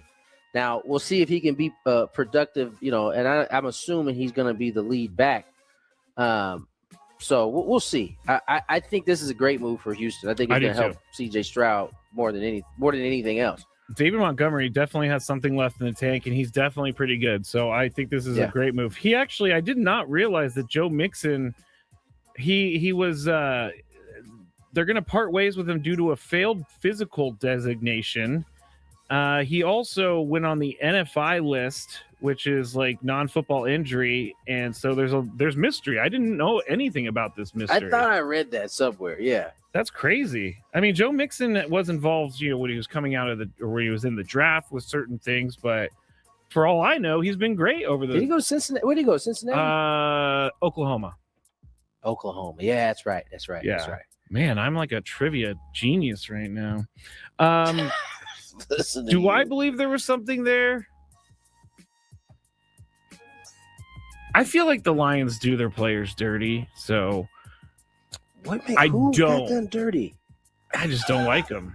I mean, the way they treated Calvin Johnson, I'll never forget, Tony. Okay. I will never forget how they treated Calvin. Calvin is what put you over the top. Megatron was one of my favorite players in the NFL, and they hated him so much that they got rid of him. So ever since then, the Lions have been on my bad side. You are hilarious. Do I actually think there's something to do with it? No, there's nothing to do with it. I don't know where Jeremy Fowler got that or why people ran with it, but they did. Number 2. Miami of Ohio, the basketball team, men's basketball team, is undefeated, but many people are asking if they're going to be in the tournament, even if they lose their conference tournament. And a lot of people are saying no, including Bruce Pearl, former Auburn coach. He had some pretty strong words for Miami of Ohio. Here he is talking about it. Miami of Ohio, here's the deal. Are we going to select the 68 most deserving teams, or are we going to select the 68 best teams? If we're selecting the 68 best teams, then Miami of Ohio is going to have to win their tournament to qualify as a champion. Because as an at-large, they are not one of the best teams in the country. And that's going to be a difficult choice for the committee to make. Here's a question that I have for the group here.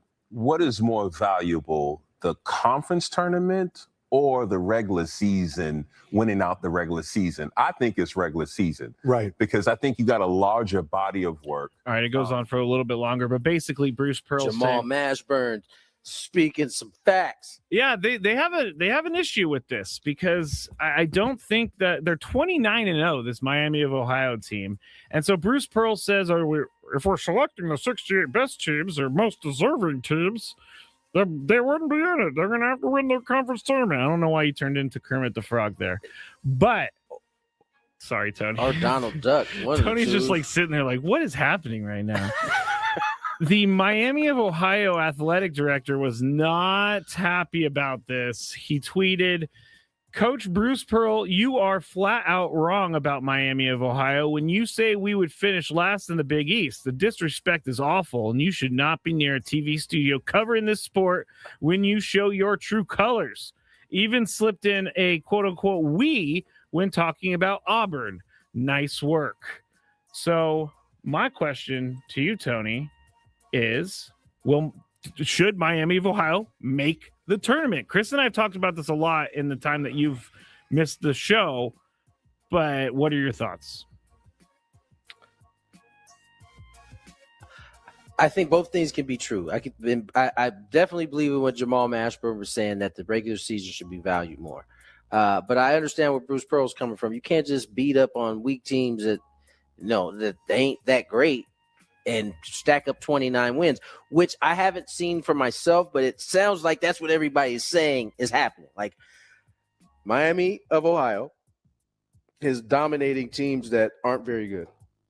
And so they have a 29-0 record. And so the way this works is you got to have, tough opponents and a lot of wins. Yeah. And some big wins. You have not either of those. You haven't played tough opponents, and you don't have any big wins because you haven't played any tough opponents. And so, I think that's just kind of how this thing has gone and it's been going. So, this isn't the same thing as Kentucky going undefeated, whenever that was. It's not the same thing. Yeah. I mean, unfortunately, you are right. And Jerry Palm came on last week and he said their schedule is just so easy. Like they have to win their conference tournament to get in. So, and I think that what Bruce Pearl said was the key part was that they aren't one of the 60 or however many 30-something best at-large teams. Yeah. That's the key part. Not that they aren't in the top 68, because they could be at the back end of that. But in terms of at-large bids, there's no way they're close to anybody. Yeah. Number one. We'll see. The Red Hawks, if they get in. All right, final one. Now, this one caught my eye because Cowboys COO Stephen Jones says the team plans to use the 12th and 20th picks to rebuild the defense. So my question to you, Tony, is it bad strategy to tell people what you're going after in the draft?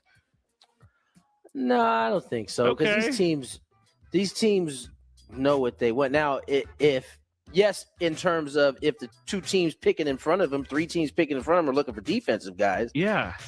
That part, yes. That is not very smart. But they don't know what defensive guys. True. They may feel like they are grading out differently than a team. Clearly, Dallas has been able to pick some good defenders. They kind of seem like they know what they're doing in terms of that. Yeah, I think you're right that you don't know who's going to be on the board, but it's like, don't tell everybody your plan before going into the draft. Yeah, no, you're right. It's very right. Stephen Jones of him. All right, that's it for the Big Five. When we get back, possibly Chris and Tony Gwynn Jr. and I will return here on 97.3 The Fan for the happy hour.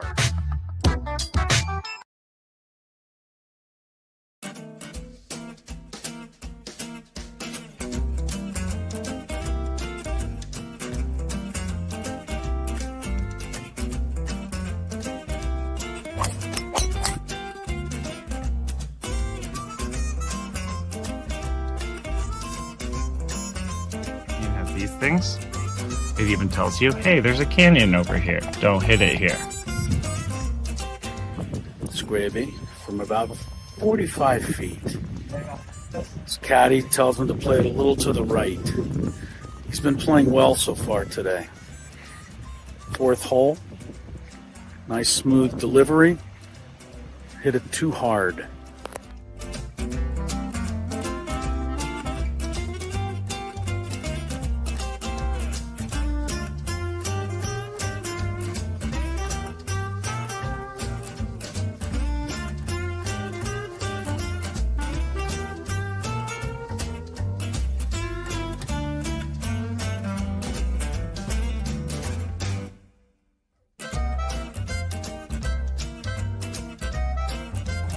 Sasquatch.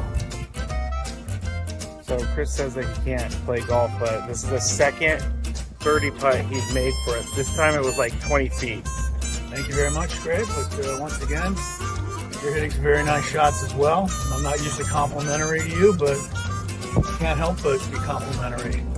Your shot making today. With my what? Your shot making. You hit some.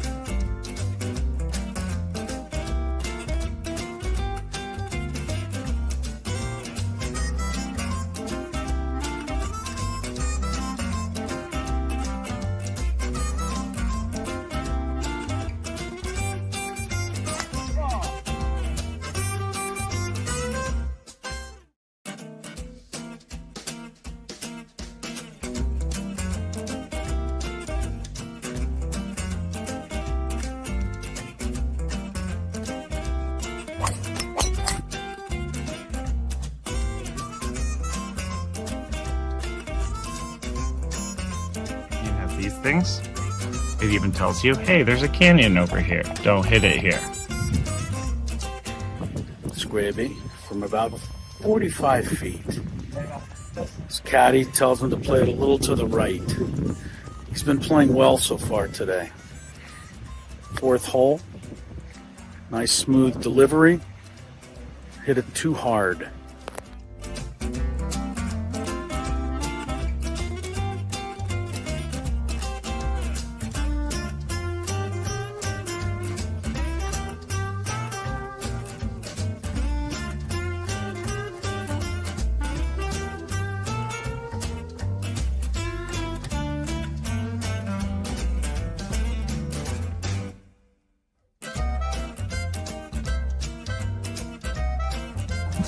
Sasquatch. So Chris says that he can't play golf, but this is the second birdie putt he's made for us. This time it was like 20 feet.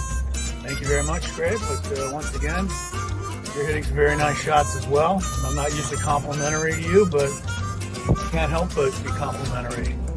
Your shot making today. With my what? Your shot making. You hit some.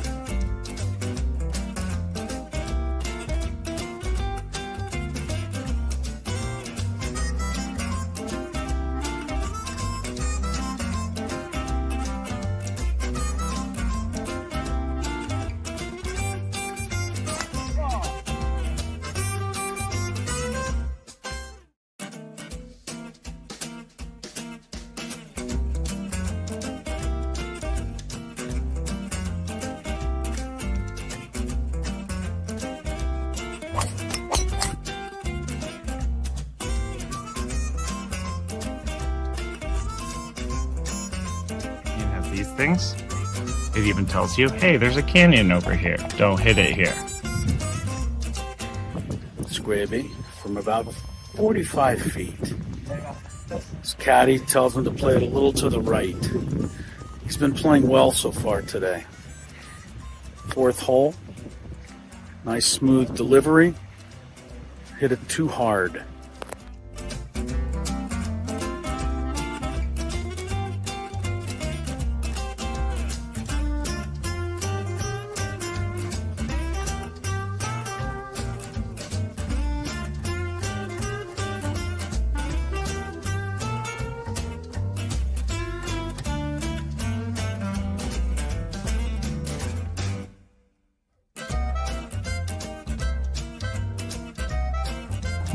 Sasquatch.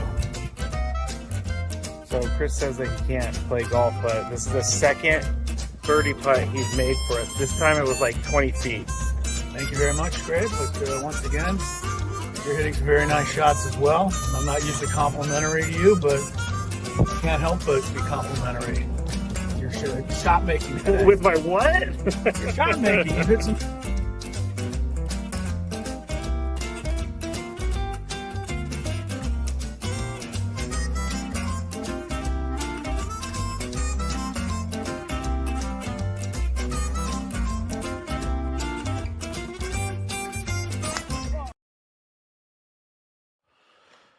Happy hour in the house. 5:01 out in San Diego, 6:01 here in Phoenix.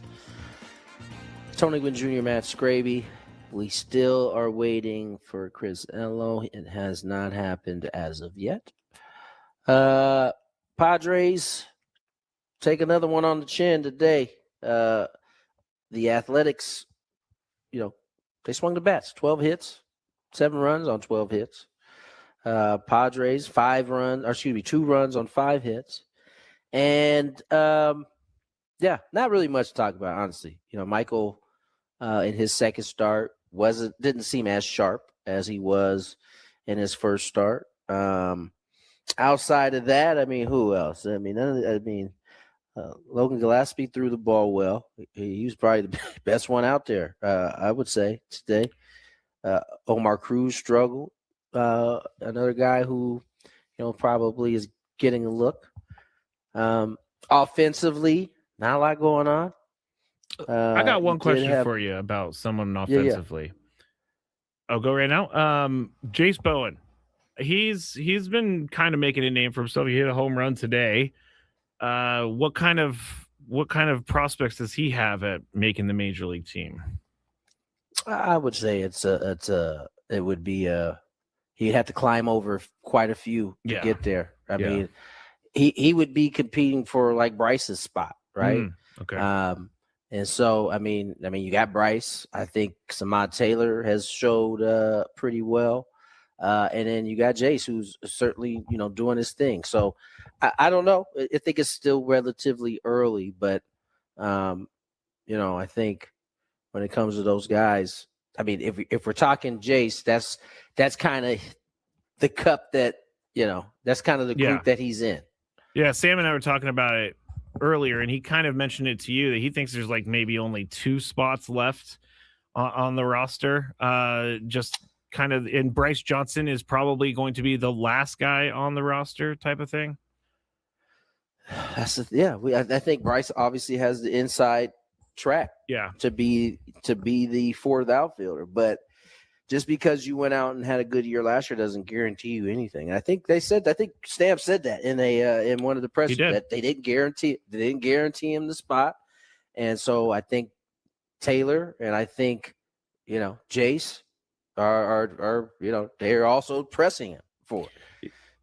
Nick Solak was also mentioned by AJ Cassavell. So basically, for all of the offseason, we're talking about how the roster needs to be built. And now we're talking about how there's too many guys for the roster. So we should have all just calmed down. And our show was fine. Our show was okay. It's a reasonable thing because it's at this point, I think it's fair to say that AJ knows what he's doing. So we shouldn't trip when we get late. It's a reasonable thing to be like, yo, what's going on? We ain't done nothing. We got some holes. How are we addressing them? But he generally, no matter what, has it looking in a way that you feel way more comfortable than you did at that particular time. Now that is, and I think that's not a done deal either, right? He'll lay low and see how this shakes out. And first, April, May, June, middle June-ish, you're like seeing where the spots you could address at. That kind of waiting for those to kind of be the obvious, right? Came pretty, obvious that we needed like a right-handed bat. We needed kind of a bopper. That all came by middle of June. We were pretty confident. Yeah, this is kind of what they need, and boom, they went out and they addressed it. So it's not a done deal from that. This is just for now. It's like you put it through the little thing, you see the sifter, and then you kind of boom, there we go. Now we got our guys for now, and then we'll address it later. They also brought in Alex Verdugo over the weekend, which Sam and I were talking about, and I think at this point in his career and what he's done the last few years, it's more of a name recognizable name than an impact player. But what do you think about them bringing him in? He's a depth piece. If he can get back to his big years, yeah, heck yeah. But he hasn't shown that in a little bit, and so you take flyers on this guy's. Unless I think this is a testament a little bit to the staff's they feel like they can help guys get better, or they can maybe see something that no one else was seeing. You see them how they've done the pitching reclamation projects, and they've had great success with that. And so you take a flyer on a guy like Verdugo. He has done it at a high level. You know, hopefully he can get back to that. Yeah, did you hear Sam's funny story about this whole thing about Verdugo? I did not. He was sitting on the back porch or in the back area where everybody was at, and some guy came out of the clubhouse kind of looking. Sam's like, "Is that Alex Verdugo? I haven't seen any roster alerts or anything like that." And so Sam's just like staring at him, and then for 3 hours he was like, "Was that Alex Verdugo?" And it was Alex Verdugo. So there you go. Maybe not as funny when Sam's not telling the story, but yeah, it wasn't funny. Don't look the other way, or don't look. Or yeah, I'm gonna move on from this. Don't look at me, but look at Leo Dallas DeVries with 2 for 4 today. Tony, trade failure. Trade failure. Did you see the hits? No, I did not. Were they little bloops? Yeah, basically. All right, let's move on to the Aztecs basketball team.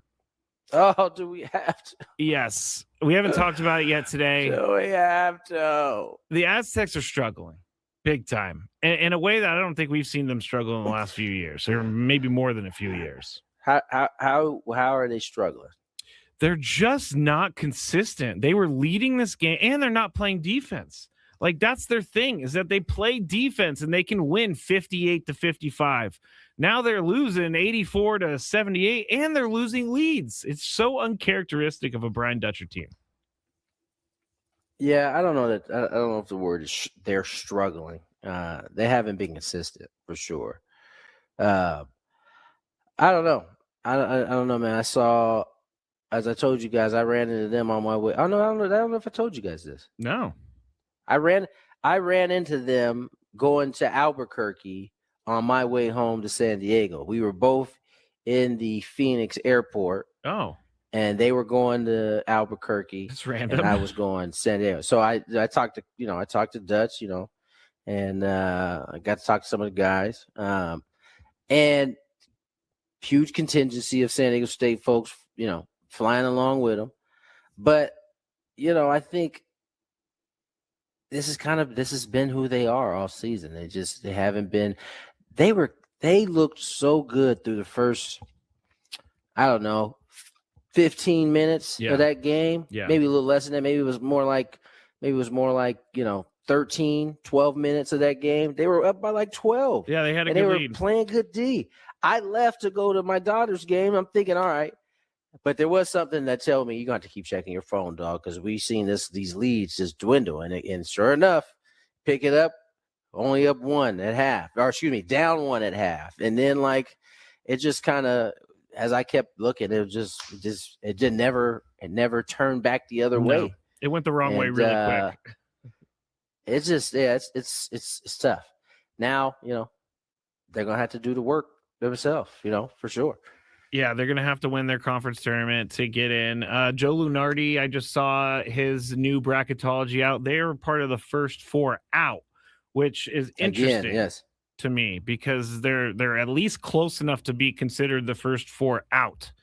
So if they win a few more games, I don't know. It just seems like a frustrating year for the Aztecs and for everyone involved, Tony. I don't know. This tournament is going to stress me out. I know, like, everything that's happened in basketball this year, college basketball, I've predicted wrong. So I'm probably going to predict it wrong. That's not new news. You predict a lot of stuff. What are you talking about? I get stuff right all the time. What do you mean? What do you mean? What am I talking about? What are you talking about? I'm always on point. Come on now. No, you're not. Trae Young's going to make his debut tonight. Are you excited? Oh, he's back. Yeah, he's playing for the Wizards. You know why I'm excited? Because he's coming back and he's playing. He could sit out like everybody else sometimes does. He's going to actually come back and actually play, even though his team is hot garbage. Yeah, they really are. And he wanted to go there. So it was when is Anthony Davis coming back? I don't know. I haven't seen any news That's about when the party really gets started. Those two, man, if they about that life, they could turn DC around. Had that bad boy jumping. Did Anthony Davis get shut down? I know he shut down for a little bit. I don't know if it's for the year though. Yeah, I haven't seen anything Oh. about the year, but poor guy. Just You keeps can getting find injured. it in the break, bro. It's 5:11. Yeah, It is So, you know, we can finish 5:11. up the segment. Let me read this. Happy Hour is brought to you by GL Pools, the company trusted by thousands of San Diegans to keep their pools sparkling, swim ready, and expertly maintained. Call GL Pools now and say radio for a free month of service. I am broadcasting Chris live from the said- Bill House Studios. We know how. No, you're good. Oh, he's here. Chris said that TL2, he wants to know. All right, TL2. I'll connect with you in the break, Chris. We're going to get traffic a little bit right. later, and then hopefully we have our guy Chris Ello hooked up on the other side. 97.3 The Fan. Do What? you have anybody? Are we doing a? Did you guys talk to anybody today, or is just you and Sam kicking it? It was just us two. We played. I'll tell you in the break. How about that? Okay, how about that? That's perfect. Talk to you guys soon. I'll let you produce. Search for Ben and Woods on Apple.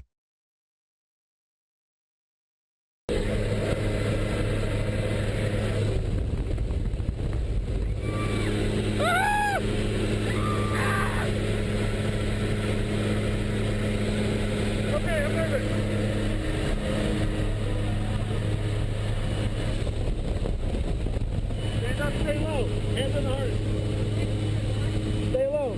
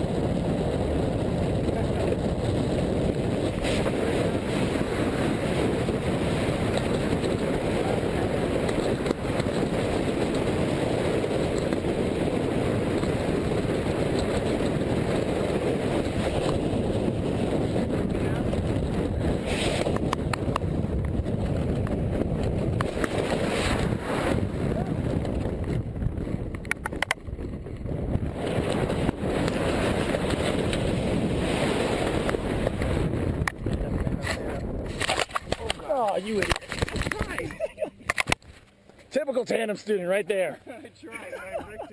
I wrecked your good job, buddy. Fun, huh? You need help with anything?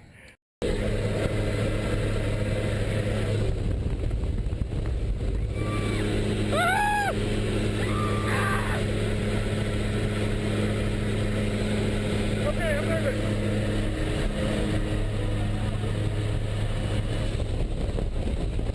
Stand up, stay low. Hands on the heart. Stay low.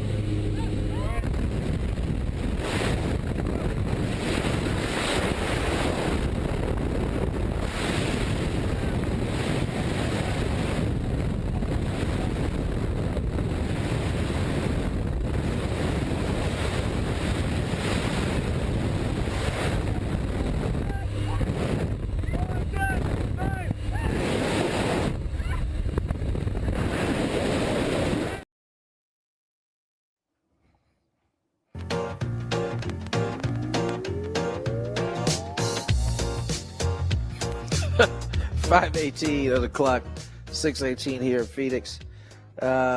Where's Chris at? He's actually, he can't do the camera, but he's here. He's on the board. Oh, there he is. Hello, Chris. I'm in your time zone, Tony. I'm actually in the waiting room outside the office of the Air Force baseball coach, Major Kozlowski. His door is right to my left here. I'm just sitting in the waiting room because it's the quietest place I can find. But here I am. I'm in your time zone. It took a long time to get here today, but I'm happy to be here. We had to. They're doing quite a bit of ID checking to get on the Air Force Academy base these days, as you might imagine. But I wanted to refer to a couple quick things that I saw while I was traveling today, and one was that Nick Castellanos apparently, you can confirm or deny, but hit a run-scoring double today that everybody thought was fair except for the umpires, and somehow it never got overturned or whatever the case was. So I wanted to ask you, Tony, who made that call? Was it the referees from the Aztec, New Mexico basketball game? I don't know if it was the same refs, but it definitely was another ref not in position to make a call. That's it, right? Not in position. Exactly. No, he definitely didn't run down the line. He didn't go run at all. He just kind of turned and tracked it. And then got screened out by the left fielder. And yes, it ended up landing fair. He called it foul. It would have probably scored 2 runs. Right. Yeah, but them's are the breaks right there, unfortunately. Well, the difference between that and, of course, the Aztec basketball game at New Mexico is that they had instant replay, and they looked at it from 60 different angles in that game at New Mexico. And even the great one, Gene Steratore, said that it should have been Aztec basketball. And if it's good enough for Gene Steratore, it's good enough for me and everybody else who was watching it. And they did not overturn that call. And I don't want to blame the whole game on that, but sure would be nice to get things right when you're playing basically for a berth in the NCAA tournament. And, they box that call up and give the ball to New Mexico. So I hate to see stuff like that happen. It frustrates me. And, looking at the Aztecs right now as the first or second team out of the bracket. And if they had won that game, they'd be in the bracket. So there's a lot at stake there in that game. And they didn't get the call. So no, they didn't get it right. And Aztecs still trying to figure out how to hold a lead. I mean, they played well. I was telling Skraby, they played well through the first 13 minutes of that ball game. And exactly, then, Tony. And then it just changed. Yeah, no, they were in so much control in the early part of that game, but this for whatever reason, this year's version of the Aztecs just can't keep that up for 40 minutes. And the things that they do are frustrating. They're the things that we're not used to seeing Aztec teams do, and fouling, going after rebounds and basically. Fouling 90 feet away from the basket so that the other team can walk down and make 2 free throws. They gave up 36 free throw attempts the other day. That's like what, that's way one too a minute. Many. Yeah, that's way one too a many. minute. You're putting a guy on the line in his home court. Just unforced turnovers. Turnovers are going to happen, Tony. You know that. Guy's going to make a play or whatever. But to just throw the ball away and turn around and run down the court the other way that's a waste. Those kinds of things. And I watched it. I mean, that center for New Mexico, either he's the next Wilt Chamberlain or we have a problem, because he should not be getting 24 and 18. When you've got Magoon Guath and Miles Heidi down there, they got to do something about that, but they couldn't, and that's why they lost the game. So, yeah, they got. So it goes. Excuse me. They got. What just happened? Tony's been traveling, so I lost my train of thought too. You were talking about Aztecs basketball. You were talking about them not being consistent. Mark Ziegler wrote this morning or over the weekend that maybe the Aztecs need to start going after some Euro basketball players or some of the other guys that are killing them. I don't know. It ain't work for USC. So, I mean, it ain't work for, they don't work for everybody. So, I don't know that Dutch needs to change up his thought on how he's done it. I think the rush to, again, this kind of goes back to the whole idea that everybody was, jumping ship. They didn't look like that the very next outing out, right? They looked like a team that we thought they just are inconsistent. This is I think it's already hard to bring in a bunch of guys that, when you're shuffling in and out with different players every year. That's a hard thing to do. And I think there are going to be times where it doesn't quite fit the way you imagine it to. Now, the thing that's different about this is that a lot of these guys have already played together. And so that's the frustrating part. But that's how this season has gone. I don't want to rush to Dutch changing something up when it's been so successful. We've been raving about how successful it has been because there's one season that it didn't quite go the same way. Or even if you want to count last season as being one of those seasons, it still got to the NCAA tournament, and it just from there they had a shot, and it didn't go their way. That's where they're at right now. Yeah, Tony, you're 100% right, and I don't think the Aztecs should change a thing. And I know there's people that are honestly, I mean, I've read a few tweets here and there like, oh, it's time for Dutcher. He never wins a big game. Are you kidding me? He won a Final Four game. I don't know that you can win a bigger game than that. But my point being, to overreact to a season where things don't go great would be a big mistake. And I think he's smarter than that. And he's going to stay the course and try to do the same things he's always done. And let's just say one last thing before we bury them, Tony. They still can go to Las Vegas and win 3 games. It's not beyond the realm of possibility.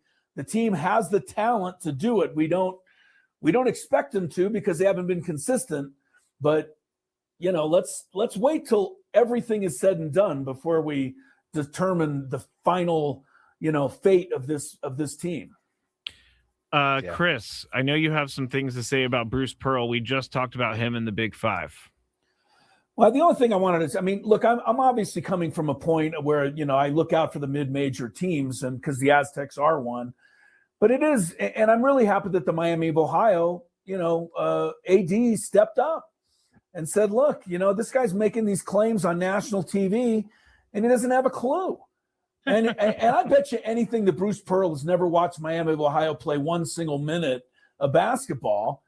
And, for him to just summarily assume they'd finish last in the Big East it's not responsible to even say something like that. And, I'm glad he was called out for it. The thing that gets me is that let's take a team like Auburn, which is Bruce Pearl's son's team now. They've lost 7 of their last 8 games, but because they play in a conference where losing doesn't drop you in the metrics, it doesn't matter. And then they win one, and everybody says, oh, they got a quad 1 win. Well, I believe if Miami of Ohio or the Aztecs or teams like that, if every game we played was a quad 1 game, certainly we wouldn't be 12-0, but I believe we'd be 5-7, 4-8. We would win a lot of those games, and our resume would look terrific. So it's just irresponsible.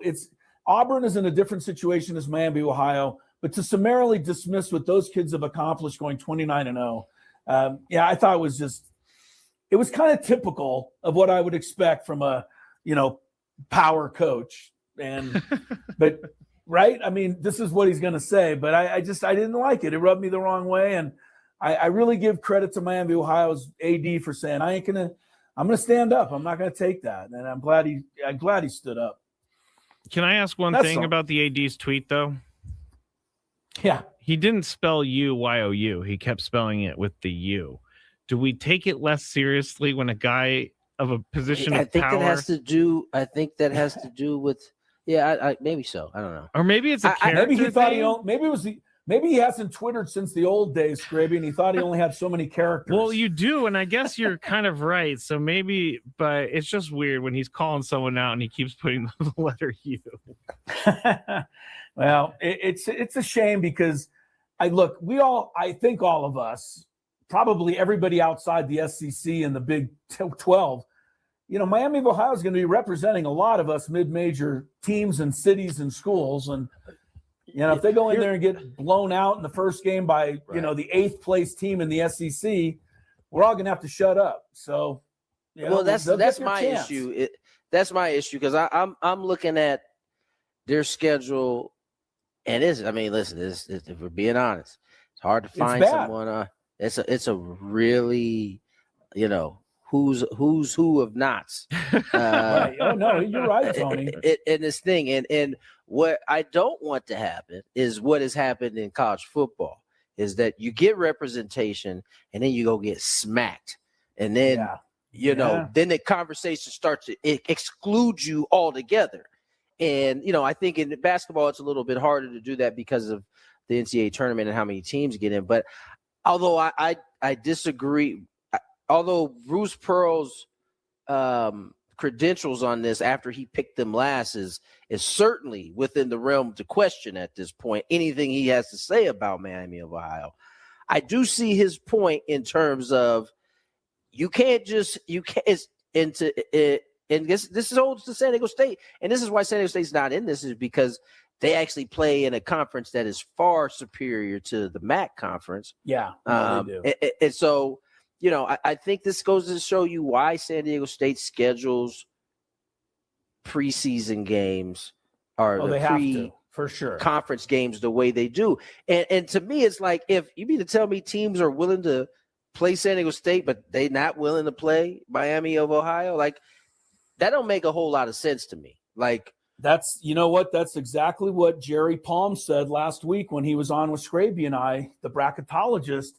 He said, this is on Miami of Ohio to do whatever is necessary to get games scheduled against good teams. Yeah. And Tony, you're right. The Aztecs are willing to go to the Bahamas to play Arizona, or they'll go to Las Vegas to play Michigan. They'll go wherever they have to go to play these teams.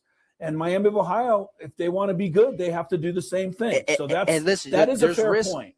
There's obviously risk in that, but even if you go out there and you lose by 5 against one of these big power teams, that's going to be looked upon a lot better than you going up to pay AR Pine Bluff and beating them by 36.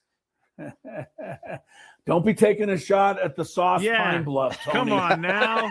Leave the Pine Bluffers out of this. I'm not. It's a sauce Pine Bluff you're messing with there. Man, that is brutal. All right, fine. Or Mercyhurst. Like, go. There you go. You can take a shot at no that. issue with taking shots at Mercyhurst. That's right. That's fair. Before we go to break, all guests on 97.3 The Fan are brought to you by STCCU. It's not Big Bang Banking. It's better. We're gonna have to talk about our plan. I believe we're going to go with Sam's interview of Mason Miller, but I will talk to you guys in the break and we'll come out with our plan on the other side. 97.3 The Fan. Ben and Woods on The Fan.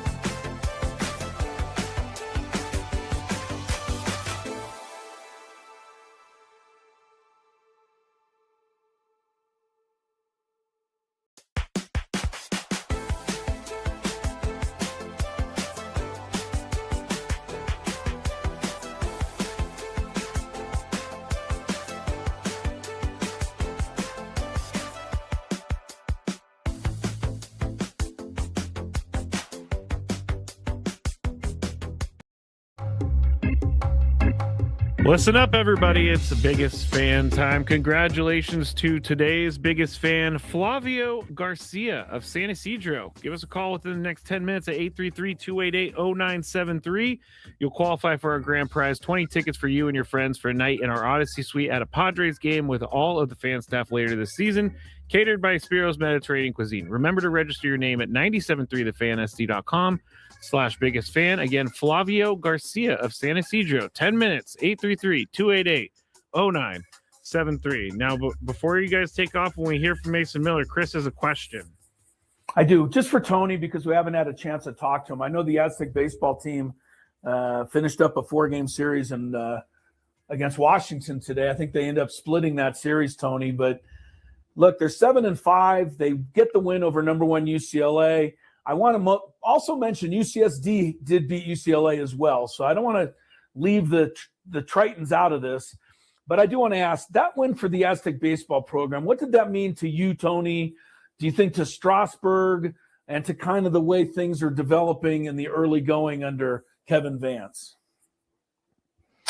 I think it's gone exactly how you would like it to start off, right? I mean, You've got some big wins. Did they play a 4-game series up in Washington? They did, yeah. They won the first 2, and I think they lost the second 2. So, oh man, I was just sending Blake a bunch of texts, thinking that we at least took 2 or 3. We split the series. Oh no! Yeah, I'm sure I'll hear about that at some point. But yeah, I think these are good wins, man. I think these are you beat UCLA, that's a big deal. They were number 1 team in the country coming into that game. So forget what USD's done, and we ain't worried about them. The Aztecs are Kevin's off to I think a good start. These guys out there competing. Glad to hear it. Yes. All right.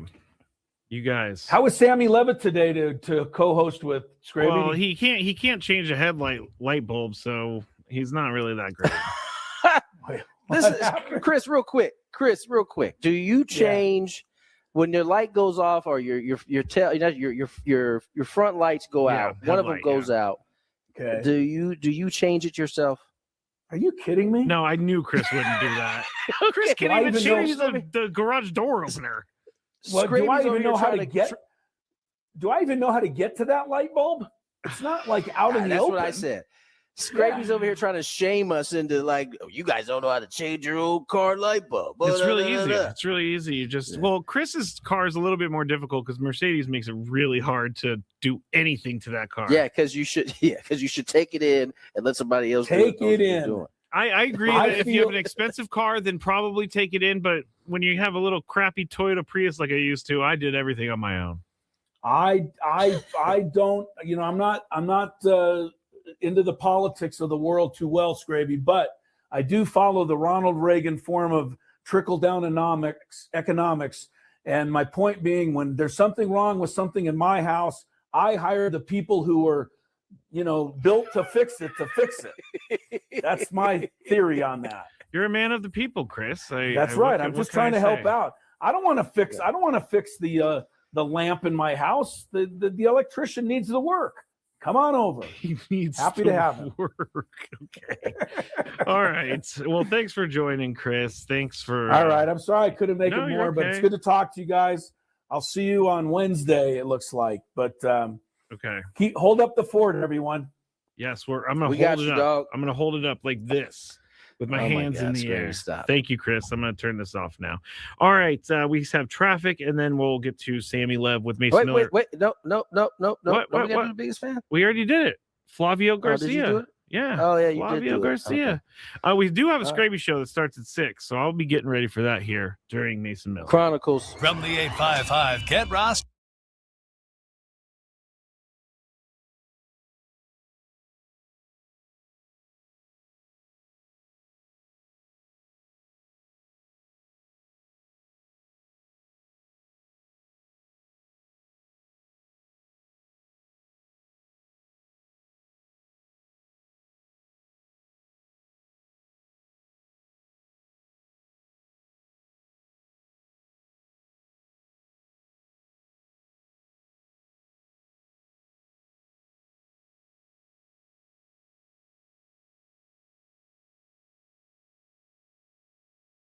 Sam Levitt here at Padres Spring Training in Peoria, Arizona. Still the early days of spring, and right now I'm joined by Padres closer Mason Miller. Mason, appreciate you taking the time. How's spring going so far? Spring's going awesome, Sam. Appreciate the time. Good to sit here and spend some time with you. Absolutely. Let's talk about your off season. You spent it back in Pittsburgh, same area where you grew up. How was your off season? How was the winter? I hear a lot of snow, a lot of cold weather. Yes, yeah. Towards the end there, it was a lot of snow, a lot of chilly temperatures, but overall great off season. Nice to be home, be around the family, kick it up a little bit. We had an awesome time. Enjoyed the downtime. Excited to be back though. After the season, is it nice to get home, some familiarity, and kind of a place that's maybe a little bit more low key for you than what the season's like? Yeah. Nothing beats coming home to your house and sleeping in your bed at home, and just being nothing to do tomorrow. Just take it one day at a time. That's kind of how we go about the season. But when you don't have a schedule each day, it's kind of nice to do what you want to do. I'm sure last season was a bit of a whirlwind for you. You spend most of it with the A's. You get traded at the deadline to San Diego, end up having just a tremendous run final 2 months of the season into the postseason, which we'll talk about. But now that you had the opportunity to sit with it over the winter, how do you reflect on what last season was?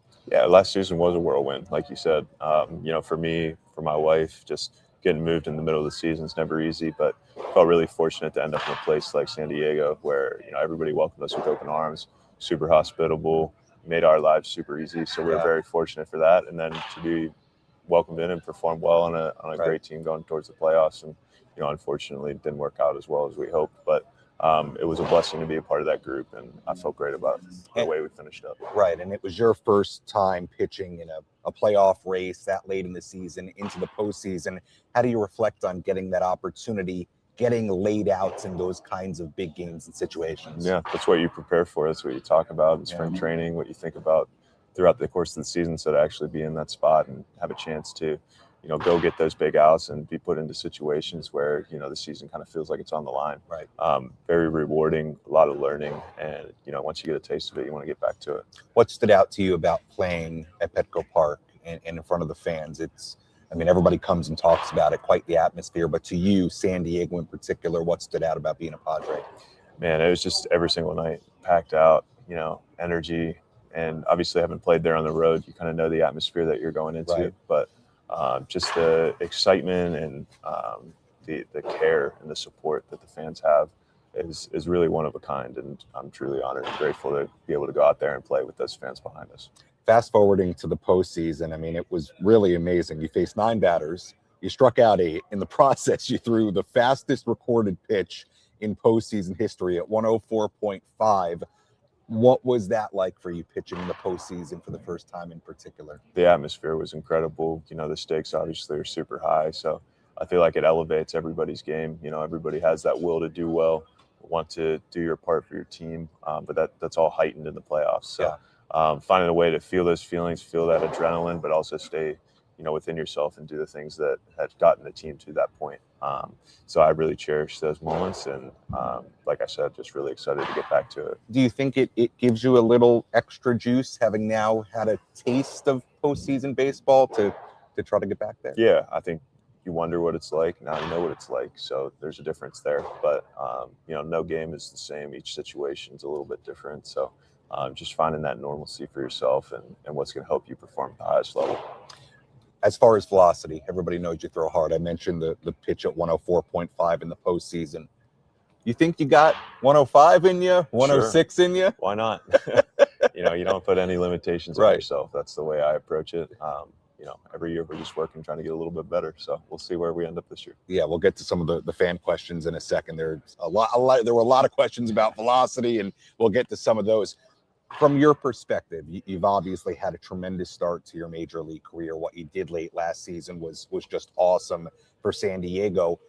Heading into the offseason, and I guess as you get ready to start 2026, where was there an area or what was the area where you looked at and said, I can still get better there? Yeah, 100%. As a competitor, you're always looking for ways to get better. Yeah. And the game is I say like a pendulum of like, you're going really good, and then, the pendulum kind of swings and people got you figured out, and that's how are you going to adjust? So, just continuing to stay consistent in my preparation and how I respond to situations that don't necessarily go the way that I would like.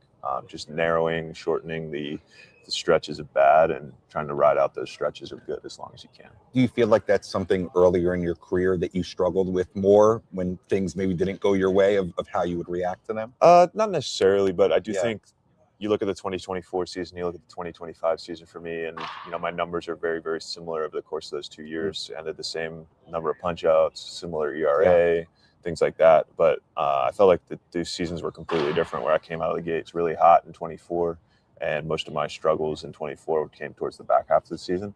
And I was self-aware enough to know that I want to be throwing my best bullets towards the end of the season, especially as we, even with the A's, had goals of making the playoffs. You go into each season, that's every team's goal. But kind of wanting to be able to be in a point where I didn't feel like I was sputtering to the finish line. And, to be able to finish like I did last year was super, super motivating for me, just because that was kind of a goal that I came into the season with.